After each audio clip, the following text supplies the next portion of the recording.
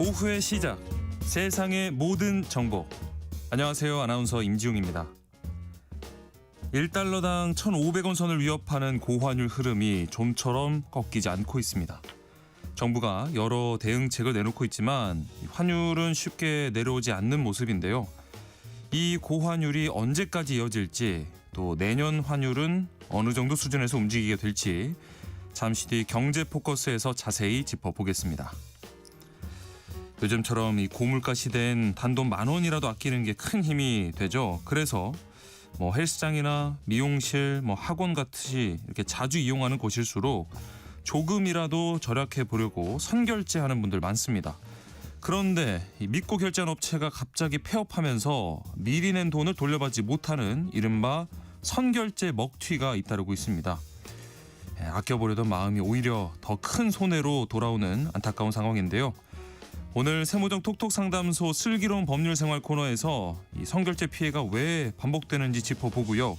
피해를 입었을 때 어떻게 대응해야 하는지 차근차근 살펴보겠습니다.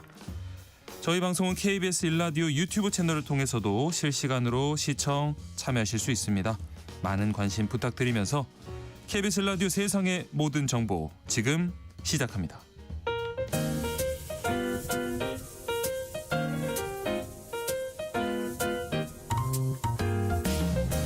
정신없이 바쁜 하루, 놓치면 안 될 경제 사회 분야 뉴스를 한 번에 정리해 드리겠습니다. 하프타임 뉴스. 먼저 이 시각 주식시장 상황 살펴봅니다. 장현재 시황캐스터 연결돼 있습니다. 안녕하세요. 안녕하세요. 자, 크리스마스가 있는 주의 시작 월요일 코스피부터 살펴볼까요? 현재 흐름 어떤가요? 네, 우리 시장 주말 사이에 좋았던 뉴욕 증시 흐름을 이어받으면서 장 초반부터 탄력적으로 올라가고 있습니다. 현재 코스피가 1.8% 강세입니다. 4,093포인트 기록하고 있습니다. 오늘 수급적으로 외국인과 기관이 쌍끌이 순매수를 하면서 지수의 상승을 주도하고 있습니다. 외국인이 5,900억 원 가까운 사자 포지션 취하고 있고요. 기관 지금 굉장히 강한 매수 우위입니다. 1조 2천억 원 가까이 사들입니다. 네. 개인만 홀로 1조 7,285억 원 팔아내고 있습니다. 오늘은 반도체 투톱이 강세를 보이면서 지수 상승을 이끌고 있습니다. 증권가에서 삼성전자와 SK하이닉스의 실적 상향 여지가 크다며 시장 평균 전망치를 상향해야 된다는 평가가 나온 영향인데요. 현재 삼성전자가 3.2%, SK하이닉스가 6% 가까이 올라갑니다. 네, 코스닥 움직임도 궁금한데요. 지금 분위기 어떤가요? 네, 코스닥 지수도 상승세 이어가고 있습니다. 현재 1.4% 강세, 지수는 927포인트입니다. 이쪽에서는 개인과 기관이 사고 외국인만 팝니다. 현재 외국인이 540억 원 매도 우위 기록 중이고요. 기관이 228억 원 매수 우위, 개인 역시 1,300억 원 가까운 사자 포지션 취하고 있습니다. 시가총액 상해 종목 중에선 2차전지 대표주인 에코프로 형제의 저가 매수세가 유입되는 분위기입니다. 에코프로 BM이 2.7%, 에코프로가 1.7% 상승하고 있습니다. 네, 그렇다면 오늘 장에서 눈에 띄는 종목 어떤 게 있을까요? 네, 오늘은 스페이스X 관련주가 강세입니다. 일론 머스크 테슬라 최고 경영자가 이끄는 우주 기업이죠. 스페이스X가 내년 하반기 기업 공개, IPO를 추진한다는 소식에 관련주 계속해서 주목받고 있는 모양새입니다. 네, 마지막으로 외환시장 분위기 전해주시죠. 네, 방금 전에 환율 말씀하시기도 했는데 오늘 환율 일단 1,476원에 출발했는데요. 지금 1,480원 선을 돌파했습니다. 네. 달러 강세 국면이고요. 반면 유로화와 엔화는 약세입니다. 유로화 환율이 1,734원, 엔화 환율은 940원을 기록하고 있습니다. 네, 장현재 시황캐스터와 함께했습니다. 고맙습니다. 감사합니다. 하프타임 뉴스 임선우 뉴스캐스터와 이어가 보겠습니다. 안녕하십니까? 안녕하세요. 자, 환율부터 짚어봐야 될 것 같습니다. 환율 1,480원 지금 돌파했다고 전해주셨는데 이례적으로 높은 수준이 이어지고 있어요. 네, 요즘 거의 매번 이 환율 소식을 톱뉴스로 살펴보고 있는데 네. 그만큼이나 상황이 심각합니다.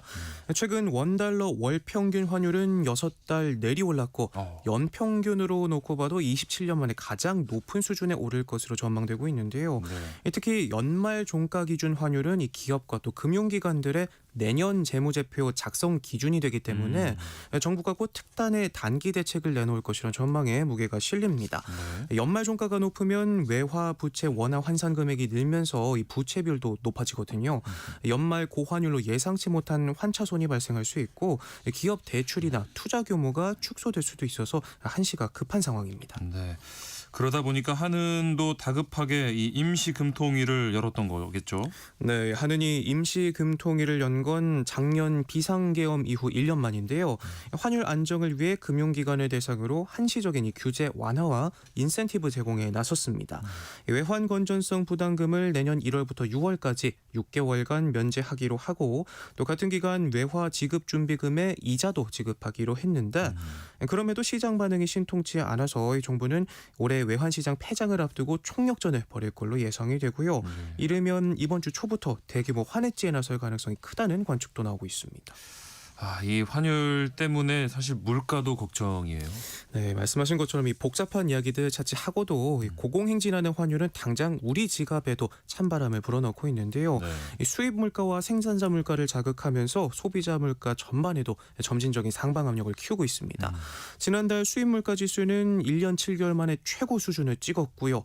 같은 달 생산자 물가 지수도 석 달째 오름세를 이어갔고 소비자 물가는 1년 전보다 2.4% 올라 마찬가지로 석 달째 2%대에서 움직이고 있습니다. 네. 여기서 그치지 않고 한은과 국내외 주요 기관들은 고환율 기조를 반영해서 내년 소비자 물가 상승률 전망치를 앞다퉈 높이고 있는데 한은 같은 경우에는 2.3% 안팎까지 튈 걸로 내다봤고요. 또 국제금융센터가 집계한 주요 IB 8곳의 내년 소비자 물가 상승률 전망치도 지난달만 평균 1.9%로 전달보다 0.1%포인트 높아졌는데 시장에선 내년 환율이 1,500원대를 바라볼 수 있다는 전망도 나오고 있어서 참 걱정입니다. 네. 이 환율과 관련된 이 내용은 잠시 후 경제 포커스 시간에 좀 더 자세히 다뤄보도록 하겠습니다. 다음 소식 넘어가서요. SK텔레콤 해킹 사고에 대한 한국소비자원 분쟁 조정안이 나왔는데 보상안 기준 어떻게 나왔습니까? 네, 2,300만 명 유심 대란까지 불러왔던 사건치고는 다소 고개가 갸웃거려지는 숫자인데요. 네. 한국소비자원 소비자분쟁조정위원회는 피해를 본 모든 이용자에게 10만 원씩 지급하라 결정했습니다. 네. 그런데 이마저도 현금 대신 통신요금 5만 원을 할인하고 나머지는 포인트로 지급하라는 내용이 담겼는데 해킹 피해자 58명이 분쟁조정 신청을 접수한 지 7개월 만에 나온 결론입니다. 네. 세 차례 회의를 거친 끝에 사측의 보상 책임이 있다 결론을 내린 건데 과거 대규모 개인정보 유출 사고에서 1인당 보상액이 통상 10만 원 수준이었다는 점, 또 조정을 신청한 58명뿐만 아니라 전체 피해자에 대한 일괄 보상이 필요하다는 점을 고려해서 보상 액수를 정했다고 합니다. 네. 사측 반응은 좀 어떤가요? 네, 이번 사건에서 피해를 본 이용자 수만 2,300만 명에 달하니까 단순 계산만으로도 전체 보상 규모는 2조 원을 훌쩍 넘게 될 텐데요. 네. 사측은 신중히 검토해 수락 여부를 결정하겠다는 입장입니다. 다만 SK텔레콤은 이미 여러 기관의 조정안을 모두 거부하면서 도마에 오르기도 했었죠. 그렇죠. 네. 이번 조정안 역시도 강제성이 없기 때문에 다시 또 거부할 것이라는 데 무게가 실리고 있는데요. 예. 만약 이번에도 SK텔레콤이 조정안을 거부하면 이 보상을 원하는 피해자들은 따로 민사소송을 제기해야 합니다. 네. 책임 소재를 더 정확히 다퉈야 하고 이겨도 소송에 직접 참여한 사람만 보상을 받을 수 있는데 현재 법무법인 10곳 정도가 손해배상 소송을 진행 중인 것으로 알려졌고요. 또 소송에 참여하지 않은 피해자도 모두 배상받을 수 있는 이 집단소송제는 최근 쿠팡 사태를 계기로 다시 주목받고 있긴 하지만 네. 현재는 증권 분야에만 적용이 돼 있어서 지지부진한 법정 다툼이 되지 않을까 생각됩니다. 네. 이번 결정이 이 쿠팡 대응에도 좀 영향을 미칠 걸로 보이는데 본사가 있는 미국에서는 집단 소송에 휘말렸어요. 네, 뿔난 주주들이 쿠팡 법인과 김법석 의장 등을 상대로 증권 집단 소송을 제기했는데요. 소장에서 회사가 허위 또는 오해를 유발하는 공표를 했거나 관련 공시를 하지 않아 투자자들이 손해를 입었다 지적했습니다. 네. 쿠팡이 지난달 개인정보 유출 사실을 알고서도 이달 들어서야 해당 사실을 미 증권당국에 공시한 것과 관련해 공시 의무를 위반했다 꼬집으면서 사이버 보안 사고를 알고서도 제때 공시하지 않은 건 투자자들을 속인 행위다 짚었는데요. 네. 해당 소송은 미국 증권법에 따른 주주 집단 소송으로 이 정보 유출 피해를 다루는 소비자 집단 소송과는 별도로 진행이 되고요. 중과실이 인정되면 배상액이 상당할 걸로 보입니다. 네. 그런데 알고 보니까 이 쿠팡이 미국 행정부와 의회를 대상으로 로비를 벌이는데 $10,000,000 넘게 썼다면서요? 네, 참 믿는 구석이 있었구나 싶은 대목인데요. 네. 미국 연방상원이 공개한 로비 보고서를 보면 이 쿠팡은 지난 2021년부터 약 5년 동안 $10,000,000, 우리 돈 154억 원을 쏟아부었습니다. 네. 로비 대상도 초기에는 상무부와 무역대표부, 국무부 등에서 최근에는 백악관, NSC와 재무부, 농무부까지 전방위로 확대됐는데 트럼프 대통령의 핵심 측근인 마코 루비오 국무장관의 수석 보좌관까지 상대한 것으로 파악됐습니다. 예. 이 때문에 오죽하면 일각에선 미 무역대표부가 우리나라와의 자유무역협정 공동위원회를 연기한 것을 두고도 한국 정부와 국회가 미국 상장 기업인 쿠팡을 압박하는 데 대한 경고성 조치라는 해석까지도 나오고 있습니다. 네. 그런 돈을 뭐 피해 예방이나 빠른 대처에 썼어야 하는 거 아닌가 하는 생각이 드는데 네. 우리 공정거래위원장 그래도 강경한 입장인 거죠? 네, 주병기 공정거래위원장은 KBS에 출연해서 이번 쿠팡 사태와 관련해 영업정지 처분 가능성도 열어놓고 있다 밝혔는데 네. 공정 이슈장이 쿠팡 처분 수위에 대해서 직접 언급한 건 이번이 처음입니다. 고객 정보가 도용돼 재산 피해로 이어지는 게 확인이 될 경우에 영업정지 처분도 가능하다는 건데 네. 다만 영업정지 처분이 소비자들에게 피해를 입힐 수 있다면 과징금을 처분할 수도 있다 한마디 덧붙였습니다. 예. 그러면서 현재 합동조사반의 조사가 진행 중이고 결과를 바탕으로 소비자 피해 회복 대책을 마련할 예정이다. 지금은 피해를 확인하는 것이 우선이다 말했는데 네. 이런 가운데도 쿠팡 측은 여전히 구체적인 피해 보상안이나 이용자 보호 강화 대책 등을 내놓지 않고 있어서 빈축을 사고 있습니다. 네. 자, 부동산 소식도 짚어보겠습니다. 서울 아파트 월세도 그렇게 많이 올랐다면서요? 네, 참 좀처럼 잡히질 않는 집값만큼이나 월세 오름세도 심상치 않은데요. 지난달까지 서울 아파트 연간 월세 상승률이 처음으로 3%대에 들어섰습니다. 네. 지난해에 이어서 2년 연속 최고치를 새로 쓴 건데 11호 대책으로 전세를 끼고 매매하는 이른바 갭 투자가 차단된 영향이 크다고 하네요. 네. 전세 물량이 줄면서 수요가 월세로 몰려가 전세 월세화 현상이 나타나고 있는 건데요. 가뜩이나 은행들은 잇따라 셔터를 내리면서 대출까지 꽉 막힌 상황인지라 서민층의 주거 부담은 더욱 커지겠습니다. 네. 그래서 어제 열린 고위 당정 협의회에서도 이 부동산 시장 안정화 방안이 논의됐죠. 네, 정부와 여당 대통령실이 올해 마지막 회의를 열고 부동산 후속 대책을 마련하기 위한 시장 상황 점검에 나섰는데요. 네. 핵심 안건으로는 부동산 시장에 대한 점검과 후속 대책 논의가 다루어졌습니다. 3중 규제로 묶은 지난 11호 부동산 대책의 효과로 서울과 수도권 집값 단기 과열 양상은 진정됐다 진단하면서도 그간의 공급 부진 등을 이유로 가격 상승 압력은 여전히 있는 걸로 보고 시장 상황을 모니터링하기로 했는데요. 예. 후속 조치로는 부동산 공급 대책이 필요하다는 데 공감대를 모았는데 관건인 발표 시점은 내년 초로 미뤄질 가능성을 열어뒀습니다. 네. 다만 공급 대책을 위해 필요한 지자체장과의 협의를 상당 부분 진행했다면서 대책 준비는 마무리 단계라고 설명했는데 서민들의 집값 안정을 위한 실효적 대책이 나올지 지켜봐야겠습니다. 네. 뭐 주말 날씨가 굉장히 추워졌는데 요즘 경기가 바깥 날씨만큼이나 춥습니다. 네. 일자리를 갖고 있는 40대 수가 점점 줄고 있다면서요. 네, 가장 잘 벌던 40대가 흔들리고 있습니다. 예. 숫자부터 짚어보면 지난달 기준으로 40대 취업자는 615만 4천 명으로 1년 전보다 9천 명 줄었는데요. 네. 감소 흐름은 2022년 7월부터 시작됐는데 한두 달 반짝이 아니라 41개월째, 3년 5개월째 이어지고 있습니다. 네. 취업 비중도 약 20%로 30년 만에 최저치를 기록하기도 했고 근데 이게 왜 더 눈에 띄냐면요. 과거에는 40대 취업자 비중이 50대보다 높았거든요. 네. 그런데 2019년 11월에 두 연령대 비중이 같아진 뒤에 2020년부터는 50대가 40대를 앞서기 시작했고 지금은 그 격차가 점점 더 벌어지고 있습니다. 고용과 소비의 중심축으로 불렸던 40대가 숫자상으로도 경제 허리자리에서 밀려나고 있는 모습입니다. 상황이 이렇게 되면 당연히 소비도 좀 위축될 수밖에 없겠는데요.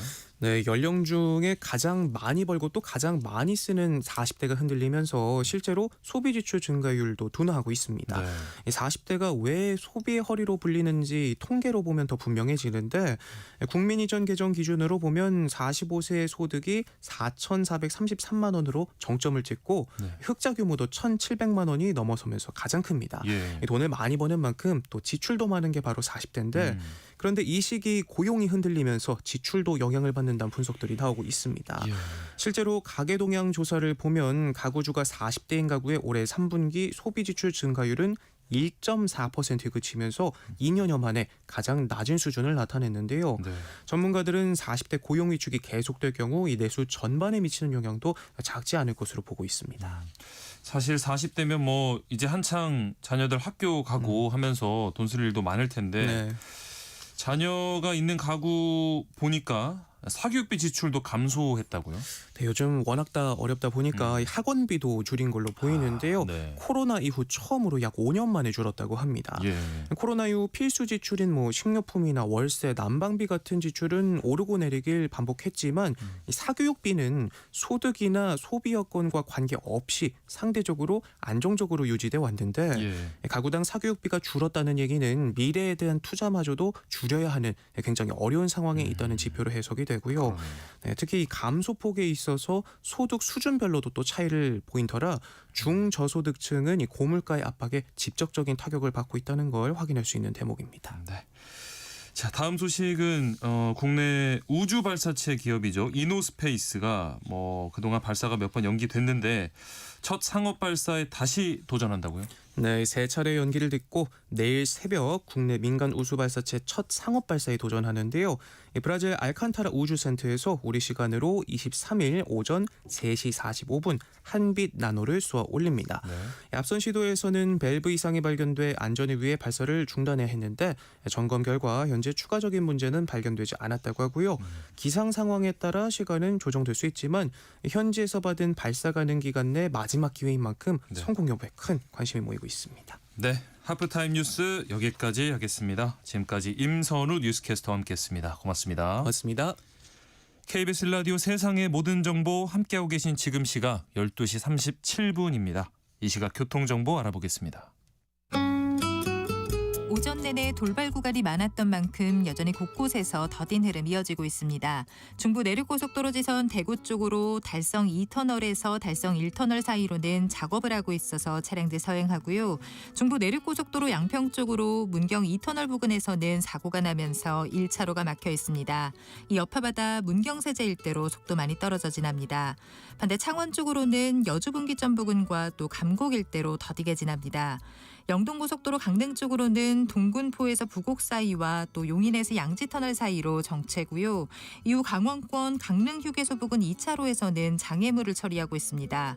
경부고속도로 서울 방면으로 북천 한나들목 진출램프에서도 사고가 나면서 4차로와 갓길을 막고 처리하고 있습니다. 그 밖에 서울시내 강변북로 구리 쪽으로 한남대교 부근 1차로에서도 사고가 나면서 뒤로 양화대교부터 속도 줄여 지납니다. KBS 교통정보센터에서 김민희였습니다. 세상의 모든 정보는 청취자분들의 관심과 참여를 기다립니다. 방송 들으시면서 궁금한 점이 있거나 의견 공유하고 싶은 분들 계시면 문자 보내주세요. 추첨을 통해 모바일 쿠폰 보내드리겠습니다. 참여하실 번호는 샵 9730이고요. 짧은 문자 50원, 긴 문자 100원의 이용료가 부과됩니다. 콩 게시판을 통해서는 무료로 참여하실 수 있고요. KBS 1라디오 유튜브 채널을 통해서도 실시간으로 시청 참여하실 수 있습니다. 최근 우리 경제 최대 부담 중 하나죠. 바로 고공행진 중인 환율입니다. 정부가 연일 이 환율 방어 조치를 내놓고 있지만 이 상황이 쉽지 않아 보이는데요. 오늘 경제포커스 KBS 김준범 기자와 함께 관련 내용 자세히 살펴보겠습니다. 안녕하십니까? 안녕하세요.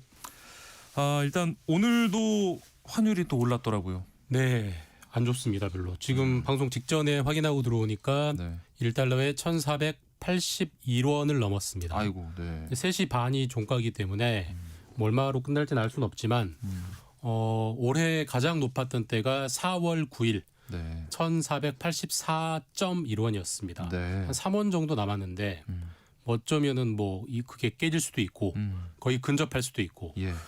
어쨌든 분위기는 별로 안 좋습니다. 네. 보니까 요즘은 뭐 거의 이 1,470원 이상으로 쭉 유지되는 분위기예요. 아까 제가 4월에 1,484원까지 찍었다고 말씀드렸잖아요. 네. 그러다가 6월 초쯤까지 1,300원대 후반까지 네. 거의 100원이 빠졌습니다. 네. 그래서 이제 좀 환율이 안정되나 보다라고 했는데 월별 환율을 보면 7월이 6월보다 높고 8월은 더 높고 9월, 10월, 11월 계속 올라가고 있고요. 예. 12월 들어서는 정부 여러 가지 대책을 내놓고 있습니다만은 1,470원 아래로 잘 안 떨어지고 있습니다. 네. 하루 이틀 떨어졌다가 다시 올라오고 이런 추세가 이어지고 있고요. 1,400 아직 12월 다 가진 않았지만 오늘까지 월 평균 환율을 내보면 1,470원이 넘을 것 같습니다. 네. 이게 지금 우리 환율이 어느 정도냐를 좀 알기 쉽게 비교해 드리면 우리가 늘 이제 우리나라 경제 역사를 볼 때 위기라는 단어가 붙었을 때가 두 번 있습니다. 네. 잘 아시겠지만 97년 외환 위기가 있었고요. 예. 2008년에 금융 위기가 있었습니다. 네. 97년과 2008년의 연간 환율이 올해 연간 환율보다 낮습니다. 그러니까 연평균 환율로 보면 네. 올해가 아마 역대 최고치를 찍을 것 같고 예. 뭐 환율이 높다고 반드시 다 안 좋은 건 아니지만 어쨌든 대체로 경제 위기일 때 환율이 안 좋았는데 네. 환율 수준으로만 보면 앞선 두 번의 위기를 현재 넘어설 게 거의 확실하다라고 볼 수 있습니다. 이렇게 환율이 계속 높다 보니까 뭐 앞선 두 번의 위기 때보다도 지금 높다고 하셨는데 다시 그런 뭐 외환 위기가 오는 거 아니냐 이러다가 진짜 뭐 망하는 거 아니냐 이런 걱정까지 하시는데 실제 그럴 정도인가요? 환율 숫자로만 보면 뭐 진짜 뭐런 나라 망하는 거 아니냐 이런 생각이 나올 수도 있어요. 근데 네. 다만 이제 앞선 외환 위기, 금융 위기와는 명확히 다른 흐름입니다. 그러니까 무슨 말이냐면은 네. 일단 외환 위기는 우리가 많이 들으시겠지만 뭐 그때 국가 부도 위기, 예. 뭐 외채, 그러니까 우리나라의 달러가 거의 씨가 말랐었어요. 네. 그때 우리나라의 외환 보유액이 40억 달러가 안 됐습니다. 거의 네. 하루 메꿀 정도의 돈도 없었어요. 네. 그런데 지금 외환 보유액은 가장 최신 통계가 지난달 11월 말 기준인데 4,300억 달러가 있습니다. 네. 그러니까 외환위기 때는 40억 달러가 없었는데 지금은 4,300억 달러가 있으니까 차이가 외환 크네요. 보유고는 속칭 빵빵하고요. 네. 그다음에 외환 보유액뿐만 아니라 요즘 뭐 서학개미 분들도 해외에 많이 주식 사시고 그렇죠. 기업들도 해외에 투자 많이 하잖아요. 우리나라 기업이든 정부든 뭐 개인이든 해외에 가지고 있는 자산이 엄청나게 많습니다. 네. 그래서 외환 보유액만큼 있어요. 그러니까 사실 그래서 달러가 부족한 외환위기는 절대 일어나진 않을 것 같고 네. 2008년 금융위기 때는 어떤 일이 있었냐면은 뭐 우리가 리만 브라더스 파산 이런 얘기 됐습니다만은 가장 안전하다고 믿었던 은행들이 파산을 했어요. 그렇죠. 은행이 파산을 하니까 은행에 돈 맡겨둔 사람들이 불안해서 다 은행으로 달려가고 그래서 경제가 얼어붙어 버렸는데 네. 요즘 은행이 파산할 위기가 있다는 소식은 전혀 없거든요. 그러니까 그렇죠. 그런 위기는 명백히 아니에요. 네. 다만 네. 환율이 너무 오르다 보니까 이게 환율이라는 게 우리가 뭐 몸무게도 그렇고 모든 게 그렇지만 조금씩 움직이면 다 적응을 하거든요. 우리가 뭐 그렇죠. 허리 둘레도 조금씩 늘면 바지를 뭐 늘릴 수도 네. 있고 줄일 수도 있잖아요. 네. 근데 적응하게 되죠. 네. 너무 한꺼번에 늘어나고 너무 한꺼번에 빠지면 옷을 새로 사야 되잖아요. 네. 네. 환율이 지금 너무 빨리 오르고 있다는 게 문제여서 어쨌든 안심할 상황은 좋은 신호는 아닌 게 명백합니다. 그런데 환율이 왜 이렇게까지 오르는 건지 궁금해요. 결국에는 이 원화보다 달러를 더 갖고 싶어 한다는 얘기가 되는 거죠. 맞습니다. 그러니까 지금은 어떤 사람에게 선생님은 당신은 원화를 가지시겠습니까? 달러를 가지시겠습니까? 물을 때 전 달러가 좋아요라는 사람이 훨씬 많다는 거예요. 자, 이 수요와 공급의 원리로 보면은 자, 달러는 우리나라 돈이 아니기 때문에 한국은행이 찍어낼 수는 없어요. 자, 네. 우리나라에 달러가 들어오는 경로는 크게 두 가지입니다. 일단 수출을 잘해가지고 기업들이 흑자를 내면 그게 달러로 들어오고요. 네. 그다음에 외국 기업들이 한국에 투자를 하면 역시 달러가 들어옵니다. 근데 외국 기업들 한국에 꾸준히 투자하고 있고 네. 그다음에 요즘 뭐 반도체 수출 역대 최대라는 얘기 말씀 들으셨잖아요. 그렇죠. 수출 잘 되고 있습니다. 예. 달러도 잘 들어오고 있어요. 달러 공급이 빵빵하게 잘 되고 있습니다. 네. 자, 근데 왜 달러가 더 인기냐? 달러 공급이 늘어난 것보다 수요가 더 빨리 늘어납니다. 일단 뭐 제가 아까 말씀드렸지만 서학개미 요즘 주변에 미국 주식 투자 안 하는 사람을 찾기가 힘들 정도로 네. 보편화됐고요. 예. 그다음에 우리가 트럼프 대통령의 관세 협상 때 봤습니다만 이제는 하기 싫어도 우리나라는 미국에 투자를 해야 돼요. 그렇죠. 거기도 역시 달러가 들어갑니다. 네. 또 그리고 우리나라의 가장 큰 연기금 중에 하나가 국민연금인데 네. 거기에 쌓인 돈이 지금 1,500조가 넘는데 그중에 거의 절반 이상이 미래를 위해서 미래의 고갈을 막기 위해서 해외 주식을 엄청나게 사고 있습니다. 역시 예. 해외 주식을 살 때 달러가 필요해요. 아하. 결국 달러가 공급도 잘 되고 있지만 아. 수요가 더 많이 늘고 있기 때문에 결국 공급이 수요를 못 따라가는 이 수급 상황 때문에 현재로서는 달러가 아주 빠르게 오르고 비싸지고 있다. 이렇게 분석할 수 있습니다. 이 환율 관련해서 기준금리 얘기도 하잖아요. 네. 지금 미국 기준금리가 한국보다 높다 보니까 돈이 미국으로 빠져나가는 점도 영향이 있겠죠. 환율에 영향을 미치는 요소를 꼽아봐라 그러면 사실 뭐 30개도 꼽을 수 있고 100개도 꼽을 수 있어서 한두 개로 결정되는 건 아닙니다만 네. 다만 금리가 상당히 큰 요인인 건 분명한 사실입니다. 우리가 환율이라는 게 아주 쉽게 얘기하면 아주 거칠게 얘기하면 한 나라의 경제 체력이에요. 그러니까 자, 미국 경제가 잘 나가면 달러가 인기가 있습니다. 그렇죠. 당연하죠. 네. 한국 경제가 잘 나가면 누구나 원화를 갖고 싶어 해요. 네. 그런데 지금은 한국 경제가 잘 나가냐, 미국 경제가 잘 나가냐, 뭐 AI 어디가 잘 나가요? 미국이 잘 나가잖아요. 그러다 보니까 기본적으로 미국은 경제가 잘 돌아가고 있습니다. 저렇게 큰 나라가 우리보다 성장률이 높아요. 네. 성장률이 높으면 물가가 올라가게 돼 있고 물가가 올라가면 금리가 높게 돼 있어요. 네. 금리가 높으면 누구나 당연히 내 여윳돈을 금리가 높은 쪽에 투자하고 싶겠죠. 그러니까 금리가 낮은 쪽에서 금리가 높은 쪽으로 돈이 빠져나가는 것은 마치 물이 위에서 아래 흐르듯이 자연스러운 흐름입니다. 근데 네. 지금은 미국 기준금리가 3.75%고요. 우리나라의 기준금리가 2.5%예요. 예. 그럼 누구라도 미국이 일단 땡기는 거죠. 그러니까 당연히 이 금리 격차가 벌어지는 한은 언제든지 미국으로 돈이 빠져나갈 수 있는 수요가 상시되게 하는 겁니다. 결국은 금리를 맞춰줘야만 그 상시 대기 수요가 사라지기 때문에 미국으로 돈이 덜 빠져나가게 할 수 있는 건데 자 근데 환율 하나 잡자고 우리나라 금리를 올릴 수 있느냐? 아. 그럼 그만큼 내수가 지금 잘 돌아가고 있느냐? 그렇진 않거든요. 네. 그렇기 때문에 고민스러운 겁니다. 아하. 네.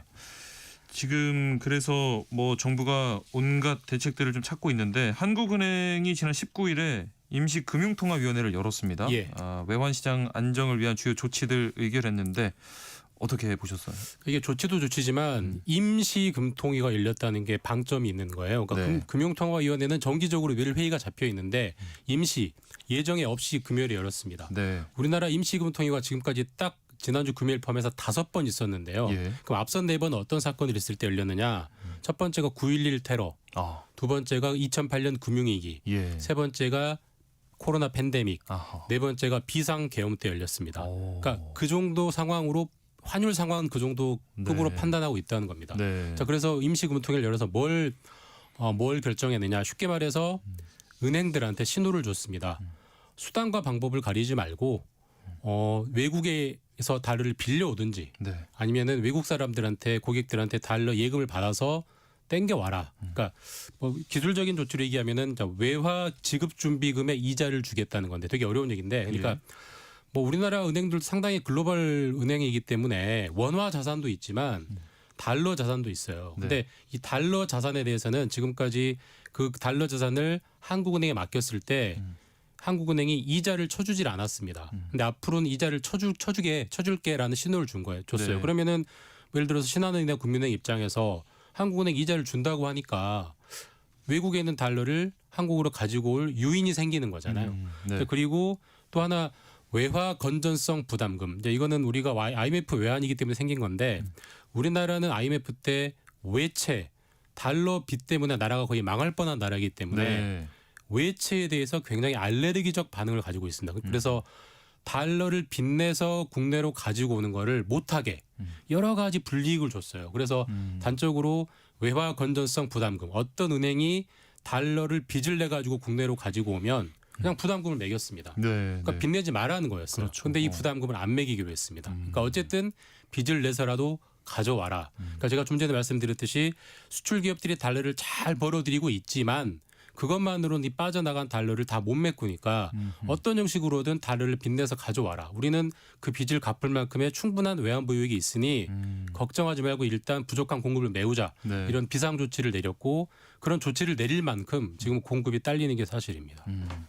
뭐 이런 근본적인 대책도 물론 중요하고 찾아야겠지만 단기적인 이 환율 안정 대책이 당장에 필요할 것 같은데요. 그럴 수밖에 없는 게 이게 환율이 뭐 한두 달은 어느 정도 버틸 수 있지만 계속 고공행진이 되면 물가에 직격탄을 줍니다. 네. 왜냐하면 우리가 뭐 당장 예를 들어서 애플의 아이폰을 산다고 생각해 보죠. 달러잖아요. 네. 그럼 그게 환율이 올라가면 원화로 환산하면 물가가 그냥 올라가지 않습니까? 그렇죠. 기본적으로 수입품은 그게 수입차든 뭐 수입 전자기기든 환율이 올라가면 바로 원화로 올라가고요. 네. 그다음에 수입품이 바로 최종 상품은 아니어도 중간재로 들어가는 게 되게 많아요. 예를 들면 네. 우리가 먹는 라면, 빵 다 밀가루잖아요. 네. 이런 대부분 수입입니다. 당연히 수입품이니까 달러로 들어오고요. 예. 이 수입품 가격이 달러 가격이 올라가면 환율이 올라가면 가만히 있어도 물가가 오를 압력이 생깁니다. 기존의 연구를 보면은 환율이 일정 정도 올라가면 6개월에서 12개월 있다 소비자 물가가 올라갑니다. 아까 방금 말씀드린 네. 그런 요인 때문에 예. 그러니까 지금의 환율을 잡지 못하면 지금으로부터 6개월에서 12개월 뒤 그러니까 내년 여름이나 내년 겨울에 물가가 확 튈 수 있어요. 그러니까 빨리 잡아야 되는 게 분명한 사실이고 근본적으로는 뭐 금리를 손댄다든지 우리나라 경제 체력을 끌어올려야 되지만 뭐 그게 하루아침에 될 일은 아니고요. 그렇기 때문에 아까 임시 금통위를 열어서 임시적인 조치를 내듯이 정부가 급하게 쓸 수 있는 조치들을 막 꺼내들고 있는 겁니다. 지금. 네.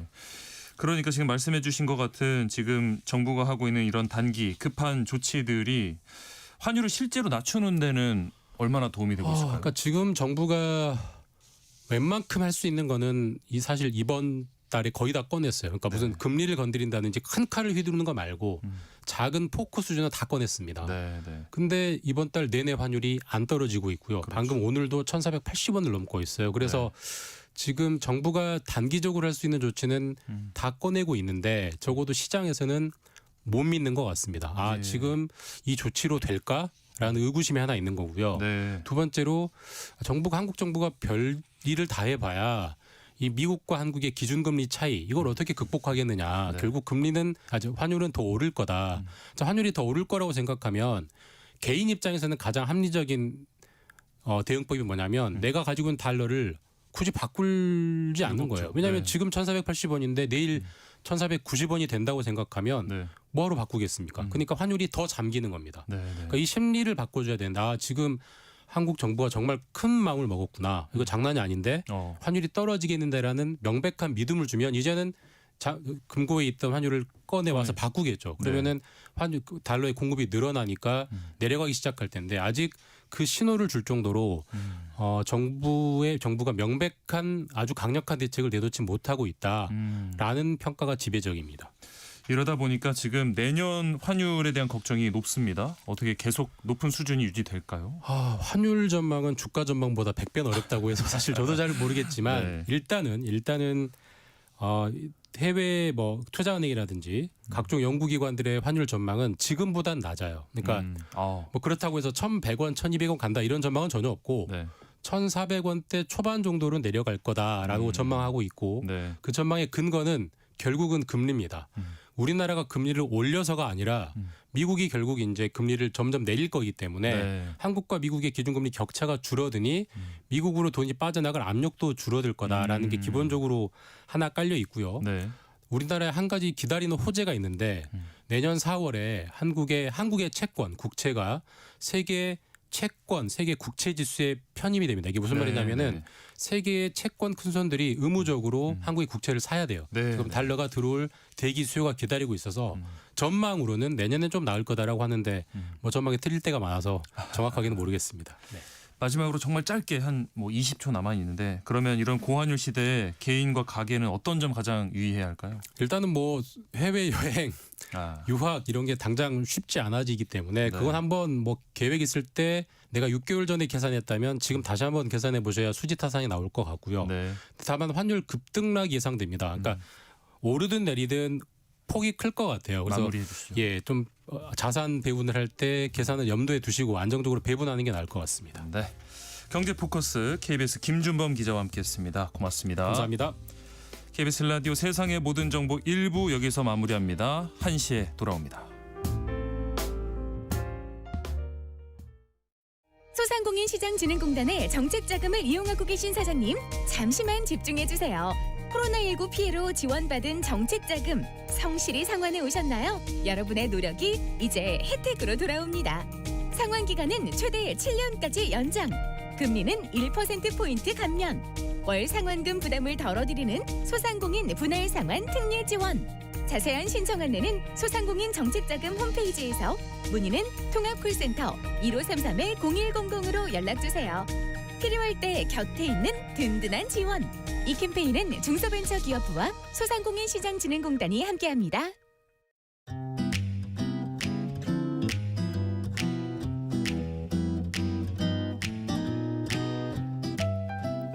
안녕하세요. 바른말, 고운말입니다. 우리말 표현 중에는 한자어가 상당히 많습니다. 그래서 간혹 한자어가 아닌데도 한자어로 혼동하기 쉬운 표현들이 많이 있는데요. 예를 들어 근심해서 심자가 마음 심자를 쓰는 것이 아닐까 하고 생각한다든지, 또 걱정이라는 표현도 왠지 한자어일 것 같다고 생각하는 분이 있을 것 같은데요. 이것은 모두 순 우리말 표현입니다.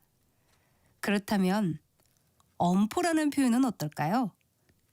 실속 없이 호령이나 위협으로 으르는 짓을 뜻하는 엄포라는 단어도 첫 음절의 엄자가 엄할 엄자일 것 같다고 생각하기 쉽지만 엄포 역시 순 우리말 표현입니다.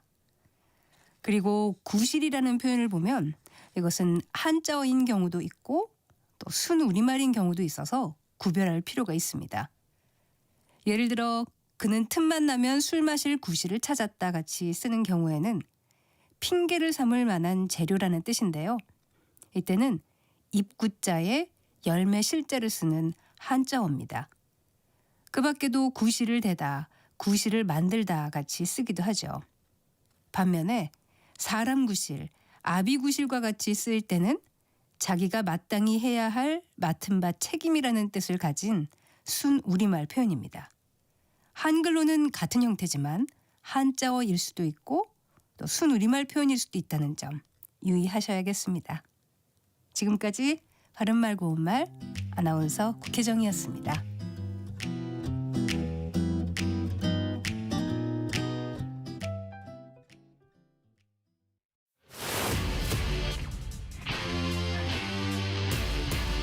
토론에 정답은 없습니다. 토론이 세상을 바꿀 수도 없습니다. 하지만 질문은 새로운 세상을 만들 수 있습니다. 질문으로 올바른 세상을 만드는 첫걸음. 평일 저녁 7시 20분 KBS 열린 토론.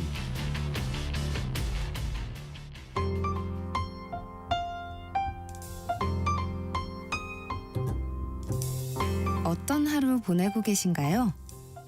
눈코 뜰 새 없이 바쁘게 지나가는 한 주. 따뜻한 시선으로 하루를 마무리합니다. 당신을 위한 지식 쉼터. 오늘 밤 일라디오. 월요일부터 금요일 매일 밤 10시 5분에 시작합니다.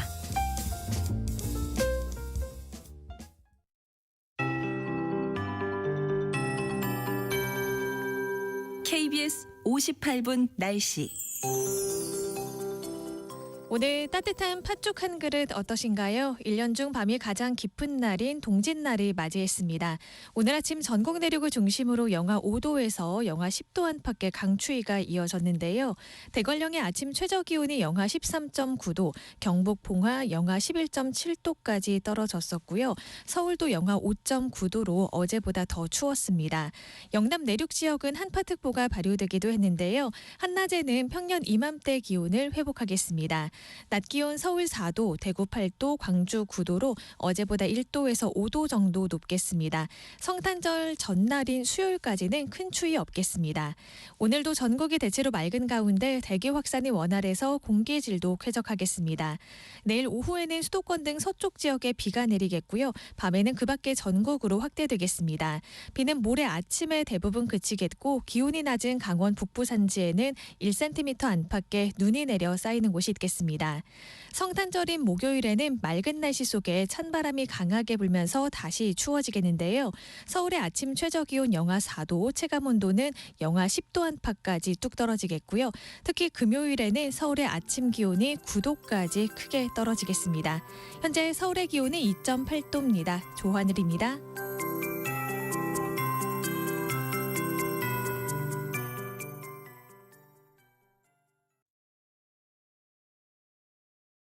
정성을 다하는 국민의 방송 KBS가 한시를 알려드립니다. AM 711kHz, FM 97.3MHz, KBS 1라디오입니다. HLKA.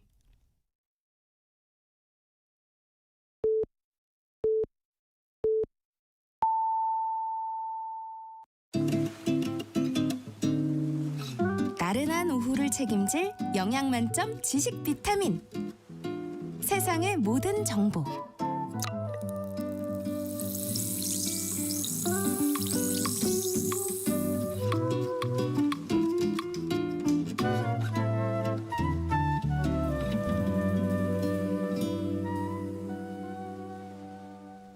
KBS 라디오 세상의 모든 정보 2부 시작합니다. 2부에서는 정치 국제 이슈를 전해드리는 오늘의 뉴스 하고요. 청취자 여러분들의 작은 궁금증도 신속 정확하게 해결해드리는 세모정 톡톡 상담소 월요일 코너 슬기로운 법률 생활이 기다리고 있습니다. 오늘은 이 믿고 결제한 업체가 갑자기 폐업하면서 미리 낸 돈을 돌려받지 못하게 되는 이른바 선결제 먹튀에 대해서 알아봅니다. 이런 피해가 왜 반복되는지 짚어보고요. 또 선결제 먹튀 피해를 입었을 때 어떻게 대응해야 하는지 자세히 짚어보겠습니다. 관련해서 궁금한 점 있으신 분들 문자 보내주시면 상담도 해드리고요. 추첨을 통해서 5분께 커피와 베이글 모바일 쿠폰 보내드리겠습니다. 미리 많이 참여해 주시기 바랍니다.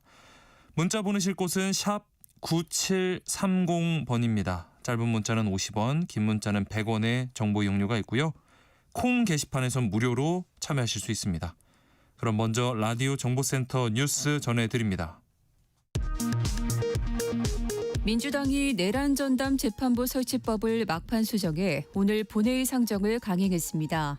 위헌 논란이 제기된 추천위원회 대신 판사회의에 내란 전담 재판부 구성 권한을 주는 내용의 수정안을 당론으로 채택했습니다. 국민의힘은 위헌성이 여전한 사법파괴 악법이라며 필리버스터로 맞섰습니다. 더불어민주당이 오늘 입장을 바꿔 이른바 통일교 게이트 특검을 수용하겠다고 밝혔습니다. 국민의힘은 환영한다며 즉각 협의를 촉구했습니다.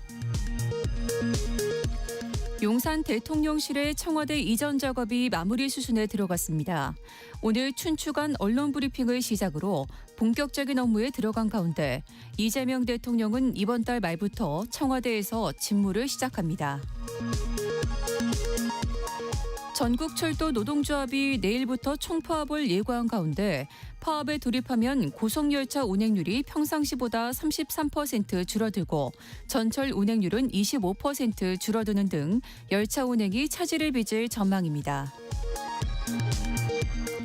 지난해 12월 기준 개인 사업자의 빚 연체율이 0.98%로 2023년 0.65%에 비해 0.33%포인트 상승했다고 국가데이터처가 밝혔습니다. 연체율도 상승폭도 지난 2017년 관련 통계를 내기 시작한 이후 가장 높은 수준입니다. 지금까지 라디오 정보센터 뉴스 정한나였습니다.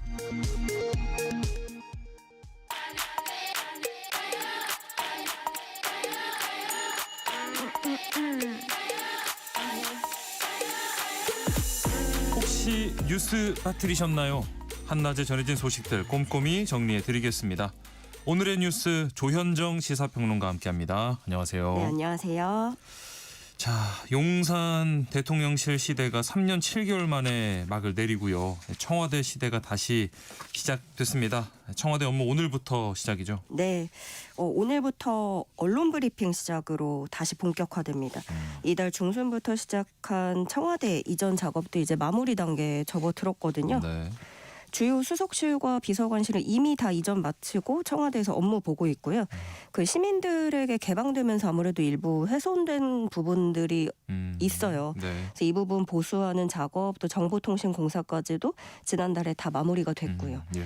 근데 용산 대통령실 우리가 원래 갑자기 용산으로 집무실 이전한다고 할 때부터 참 뜬금없기도 했었고 굳이 청와대가 있는 거를 왜 그렇게까지 이전을 하는가에 대한 의문이라든가 네. 비판도 많았는데 이전했던 데 쓰인 비용으로만 확인된 것만 최소 1,000억 원 이상이었는데 3년 반 만에 막을 내리고 역사의 뒤안길로 사라지게 됐습니다. 네. 그 돈이 또 들더라도 결국에 다시 옮겨야 되는 이유는 아무래도 제일 큰 거는 보안 문제예요. 네. 도청이나 뭐 경호 이런 문제들이 있고 그리고 또 한 가지로 뭐 거론되는 거는 최근에 내란 특검팀도 얘기했지만 뭐 대통령실과 국방부가 가까워서 계엄을 선포하기 용이했던 점이 있었다 이렇게 지목을 했거든요. 네. 아무래도 그 계엄의 어떤 온산이다라는 인식이 작용했다는 분석도 같이 나오는데 네. 다만 또 청와대라고 해도 뭐 구중 궁궐이다라는 비판도 있었잖아요. 그래서 대통령실은 참모진과의 소통을 강화하기 위해서 여민관에 대통령 집무실을 추가로 설치하고요. 그리고 뭐 이재명 대통령 워낙에 그 대중과의 소통은 워낙에 선호하는 스타일이다 보니까 네. 그런 것들은 계속 공개가 될 것 같고 이재명 대통령은 이사가 마무리된 이후에 연말쯤에 청와대로 공식 출근할 것으로 예상됩니다. 네. 자, 정치권을 휩쓸고 있는 통일교 이 금품 수수 의혹과 관련해서는요. 여야가 모두 특검을 하기로 합의했어요. 네, 그 먼저 국민의힘하고 개혁신당이 통일교 특검법을 발의하기로 먼저 합의를 했어요. 그래서 그 송원석 원내대표하고 천하람 원내대표 만나가지고 특검 추천권 두고 신경전이 있기는 했지만 제3자가 우리가 특검을 추천하자라는 방식으로 큰 틀에서 합의를 했습니다. 그러더니 민주당이 전격적으로 같이 하자 이렇게 받은 거예요. 사실 국민의힘하고 개혁신당이 손잡고 우리가 특검 발의할 거야라고 해도 민주당이 반대하면 통과시킬 수가 없어요. 의석 그 수 지형에 따르면 민주당이 꼭 찬성을 해야 되는 거였거든요. 그래서 민주당은 뭐 끝까지 반대를 할 수는 있었지만 그렇다고 언제까지고 반대를 하기엔 민주당 스스로도 명분이 없었고요. 또 하나는 민주당 지지층 내에서도 이 특검 필요성을 주장하는 목소리가 높아지는 분위기도 한몫했다고 할 수 있겠습니다. 그 민주당 김병기 원내대표는 이번에 통일교 특검법 받으면서 국민의힘은 뭔가 착각한 것 같다. 마치 민주당이 뭐라도 있어서 특검을 회피하는 줄 알고 앞장서서 특검을 주장하고 있는데 내심 민주당이 특검을 안 받을 거라고 확신하나 본데 여야 누구도 예외 없이 포함해서 특검할 것을 제안한다. 이렇게 말했고 그러면서 지난 대선에서 통일교가 어떤 식으로 정치에 개입을 했는지도 낱낱이 살펴보자. 그리고 제발 민생 법안도 함께 처리하자. 이런 식으로 역공을 펼치기도 했습니다. 근데 그림이 이렇게 되면서 도리어 난감해진 거는 국민의힘하고 개혁신당이 조금 머쓱해졌어요. 왜냐하면은 이미 이렇게 된 이상 여든 야든 연루된 정치는 나오게 될 거고 추가될 가능성도 얼마든지 있죠. 뭐 이 리스트가. 그런데 여권에도 이 통일교 금품 수수 의혹이 있다라는 거는 이미 국민적으로 인지가 된 상황입니다. 이미 국민들 인식에 그렇게 자리 잡게 된 이상 이거를 뭐 갑자기 뭐 결백하다, 여기는 무고하다 이런 프레임으로 갈 수가 없기 때문에 이미 이렇게 된 거 그러면 다 같이 한번 열어보자. 그리고 도려낼 거 있으면 도려내자 이렇게 가는 거죠. 그래서 뭔가 국민의힘도 그렇고 개혁신당도 그렇고 통일교 특검을 지렛대 삼고자 했던 전략은 조금 생각보다 빨리 끝나는 그런 모습인데 앞으로 이제 그럼 민주당이 이렇게 받으면 추천권 둘러싸고 또 뭐 줄다리기가 상당할 수 있겠고요. 그리고 막판에 재가를 또 이재명 대통령이 해야 되는 그런 상황이 오면은 또 어떻게 보면은 대통령에게 공을 넘긴 그런 그림도 되는 거죠. 어쨌든간 민주당이 이렇게 특검하겠다 나오면서 곧바로 국민의힘 송원석 원내대표가 그럼 바로 만나자 이렇게 응답을 했어요. 그래서 특검 설치하고 수사 확대하면서 당분간 일단은 먼저 추천권에 대한 그런 뭐 합의 이거 먼저 지나고 그런 다음에 수사 본격적으로 들어가면 통일교 넘어서 정규유착까지도 정치권을 다시 한번 휩쓸 전망입니다. 자, 그리고 국회가 오늘 본회의를 열어서 이 내란 전담 재판부 설치법 상정하고 필리버스터가 또 진행하게 되면서 여야가 다시 격돌하게 됐네요. 네, 그러니까 원래는 오늘 본회의에서는 정보통신망법 개정안 상정하고 네. 내일 내란 전담 재판부 설치법을 올린다고 했었는데 네. 어제 급하게 이제 계획을 변경을 해서 두 개가 앞뒤가 뒤바뀌었더라고요. 예. 근데 이 본회의에 그럼 내란 전담 재판부 설치법에 수정 법안이 들어가는 거예요. 근데 이 수정안에는 판사 추천위원회를 구성하는 대신에 대법원 안에 있는 법정 기구를 통해서 전담 재판부 판사를 구성하는 방안이 담길 걸로 알려졌습니다. 예. 그러니까 조금 더 풀어서 말씀을 드리면 그 내란 전담 재판부 숫자나 법관 선정 기준을 판사회의에서 제시하도록 한다는 건데요. 원래 민주당이 구상을 했던 건 이거예요. 판사 추천위를 판사회의하고 전국 법관 대표회의 이렇게 소속 판사들로 구성을 하는 걸로 제안을 했었는데 네. 여기에 이제 전국 법관 대표회의도 그냥 싹 다 뺀다는 거예요. 왜 그러냐면은 도중에 지난주에 대법원이 예규를 냈었죠. 예. 내란 전담 재판부 우리 대법원이 자생적으로 설치를 해보겠다. 이렇게도 뭐 부랴부랴 얘기를 했었고 네네. 또 야권에서는 전국 법관 대표회의 소속 판사들 여기도 어떤 성향이 치우친 거 아니야? 라는 의문을 제기를 했기 때문에 네. 관련 논란을 싹 다 최소화하기 위해서 전부 제외하는 쪽으로 가닥을 잡은 것으로 보입니다. 국민의힘은 오늘도 필리버스터에 돌입할 거고 그래서 방금 전에 이제 시작을 했어요. 예. 다만 민주당이 이제 필리버스터 종결 동의안 제출을 하면 24시간 지나고 종결 표결에 들어갈 수 있잖아요. 네. 그럼 방금 전에 1시 조금 넘어서 이제 시작하니까 내일 1시 이렇게 오후 그러면 내일 처리를 하고 내일은 정보통신망법 개정안 올리고 예. 그럼 이 법에 대해서도 국민의힘은 내일 또 필리버스터를 하고 네. 그럼 그 다음 날 종결을 짓는 크리스마스 이브까지는 좀 마무리를 하는 건데요. 네. 다만 한 가지 이제 습관적 필리버스터다라는 비판도 계속 제기가 되고 있죠. 그렇죠. 그러니까 필리버스터라는 게 꼭 필요하긴 합니다. 네. 네. 예, 정말 소수 정당의 어떤 목소리를 위해서 꼭 필요하지만 22대 국회 때 이 필리버스터 습관적인 필리버스터가 너무 만연했다는 거예요. 예. 22대 국회 개원 후에 1년 반 동안 여야가 총 20차례 필리버스터를 진행했는데요. 21대 국회 때 5번, 20대 국회 때 2번, 19대 국회 때 1번이었습니다. 아, 그렇군요. 이번에 근데 20번. 정말 1년 반 동안 20번인 거예요. 네. 너무 압도적으로 많은 횟수고 그래서 이렇게 남용되면서 정치적 양극화만 가속화하고 있다는 지적 피할 수 없어 보입니다. 자, 그리고 개혁신당 이준석 대표가 이 윤석열 전 대통령 공천 개입 의혹과 관련해서 피의자 신분으로 특검에 출석했습니다. 어떤 얘기가 나오나요? 네, 이준석 대표가 특검팀에서 조사받은 건 처음인데요. 이준석 대표가 그 당시에 국민의힘 대표였죠. 그때가 2022년 지방선거하고 재보궐선거 당시입니다. 네. 그 공천 개입에 한창 휘몰아치던 그 시기하고 맞물리는데 윤 전 대통령 공천 개입 의혹과 관련해서 피의자 신분으로 이준석 대표 그렇게 조사를 받은 거고요.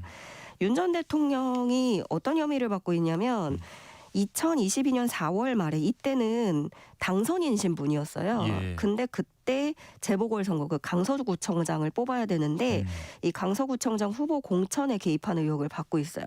그 당시에 김태우 후보 두고서 이렇게 지목해가지고 네. 그때 엄청난 논란이 또 있었거든요. 네. 국민의힘 지도부에 전화 걸어가지고 여러 차례 김태우 후보를 직접 언급하는 그런 통화 녹취도 공개가 됐었죠. 네.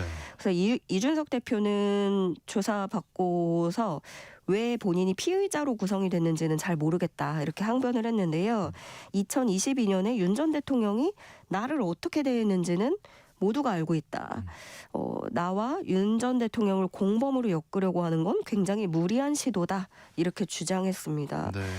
그래서 특검팀은 이날 이준석 대표에게 그 재보궐선거하고 지방선거에서 부당한 공천 개입이 있었는지 캐묻고 또 사전에 94쪽 분량 질문지를 준비했다고 했는데 이걸 모두 소화했다고 해요. 예. 근데 실제 이준석 대표가 과거에도 윤 전 대통령하고 사이가 워낙에 이렇게 삐걱했었잖아요. 네네.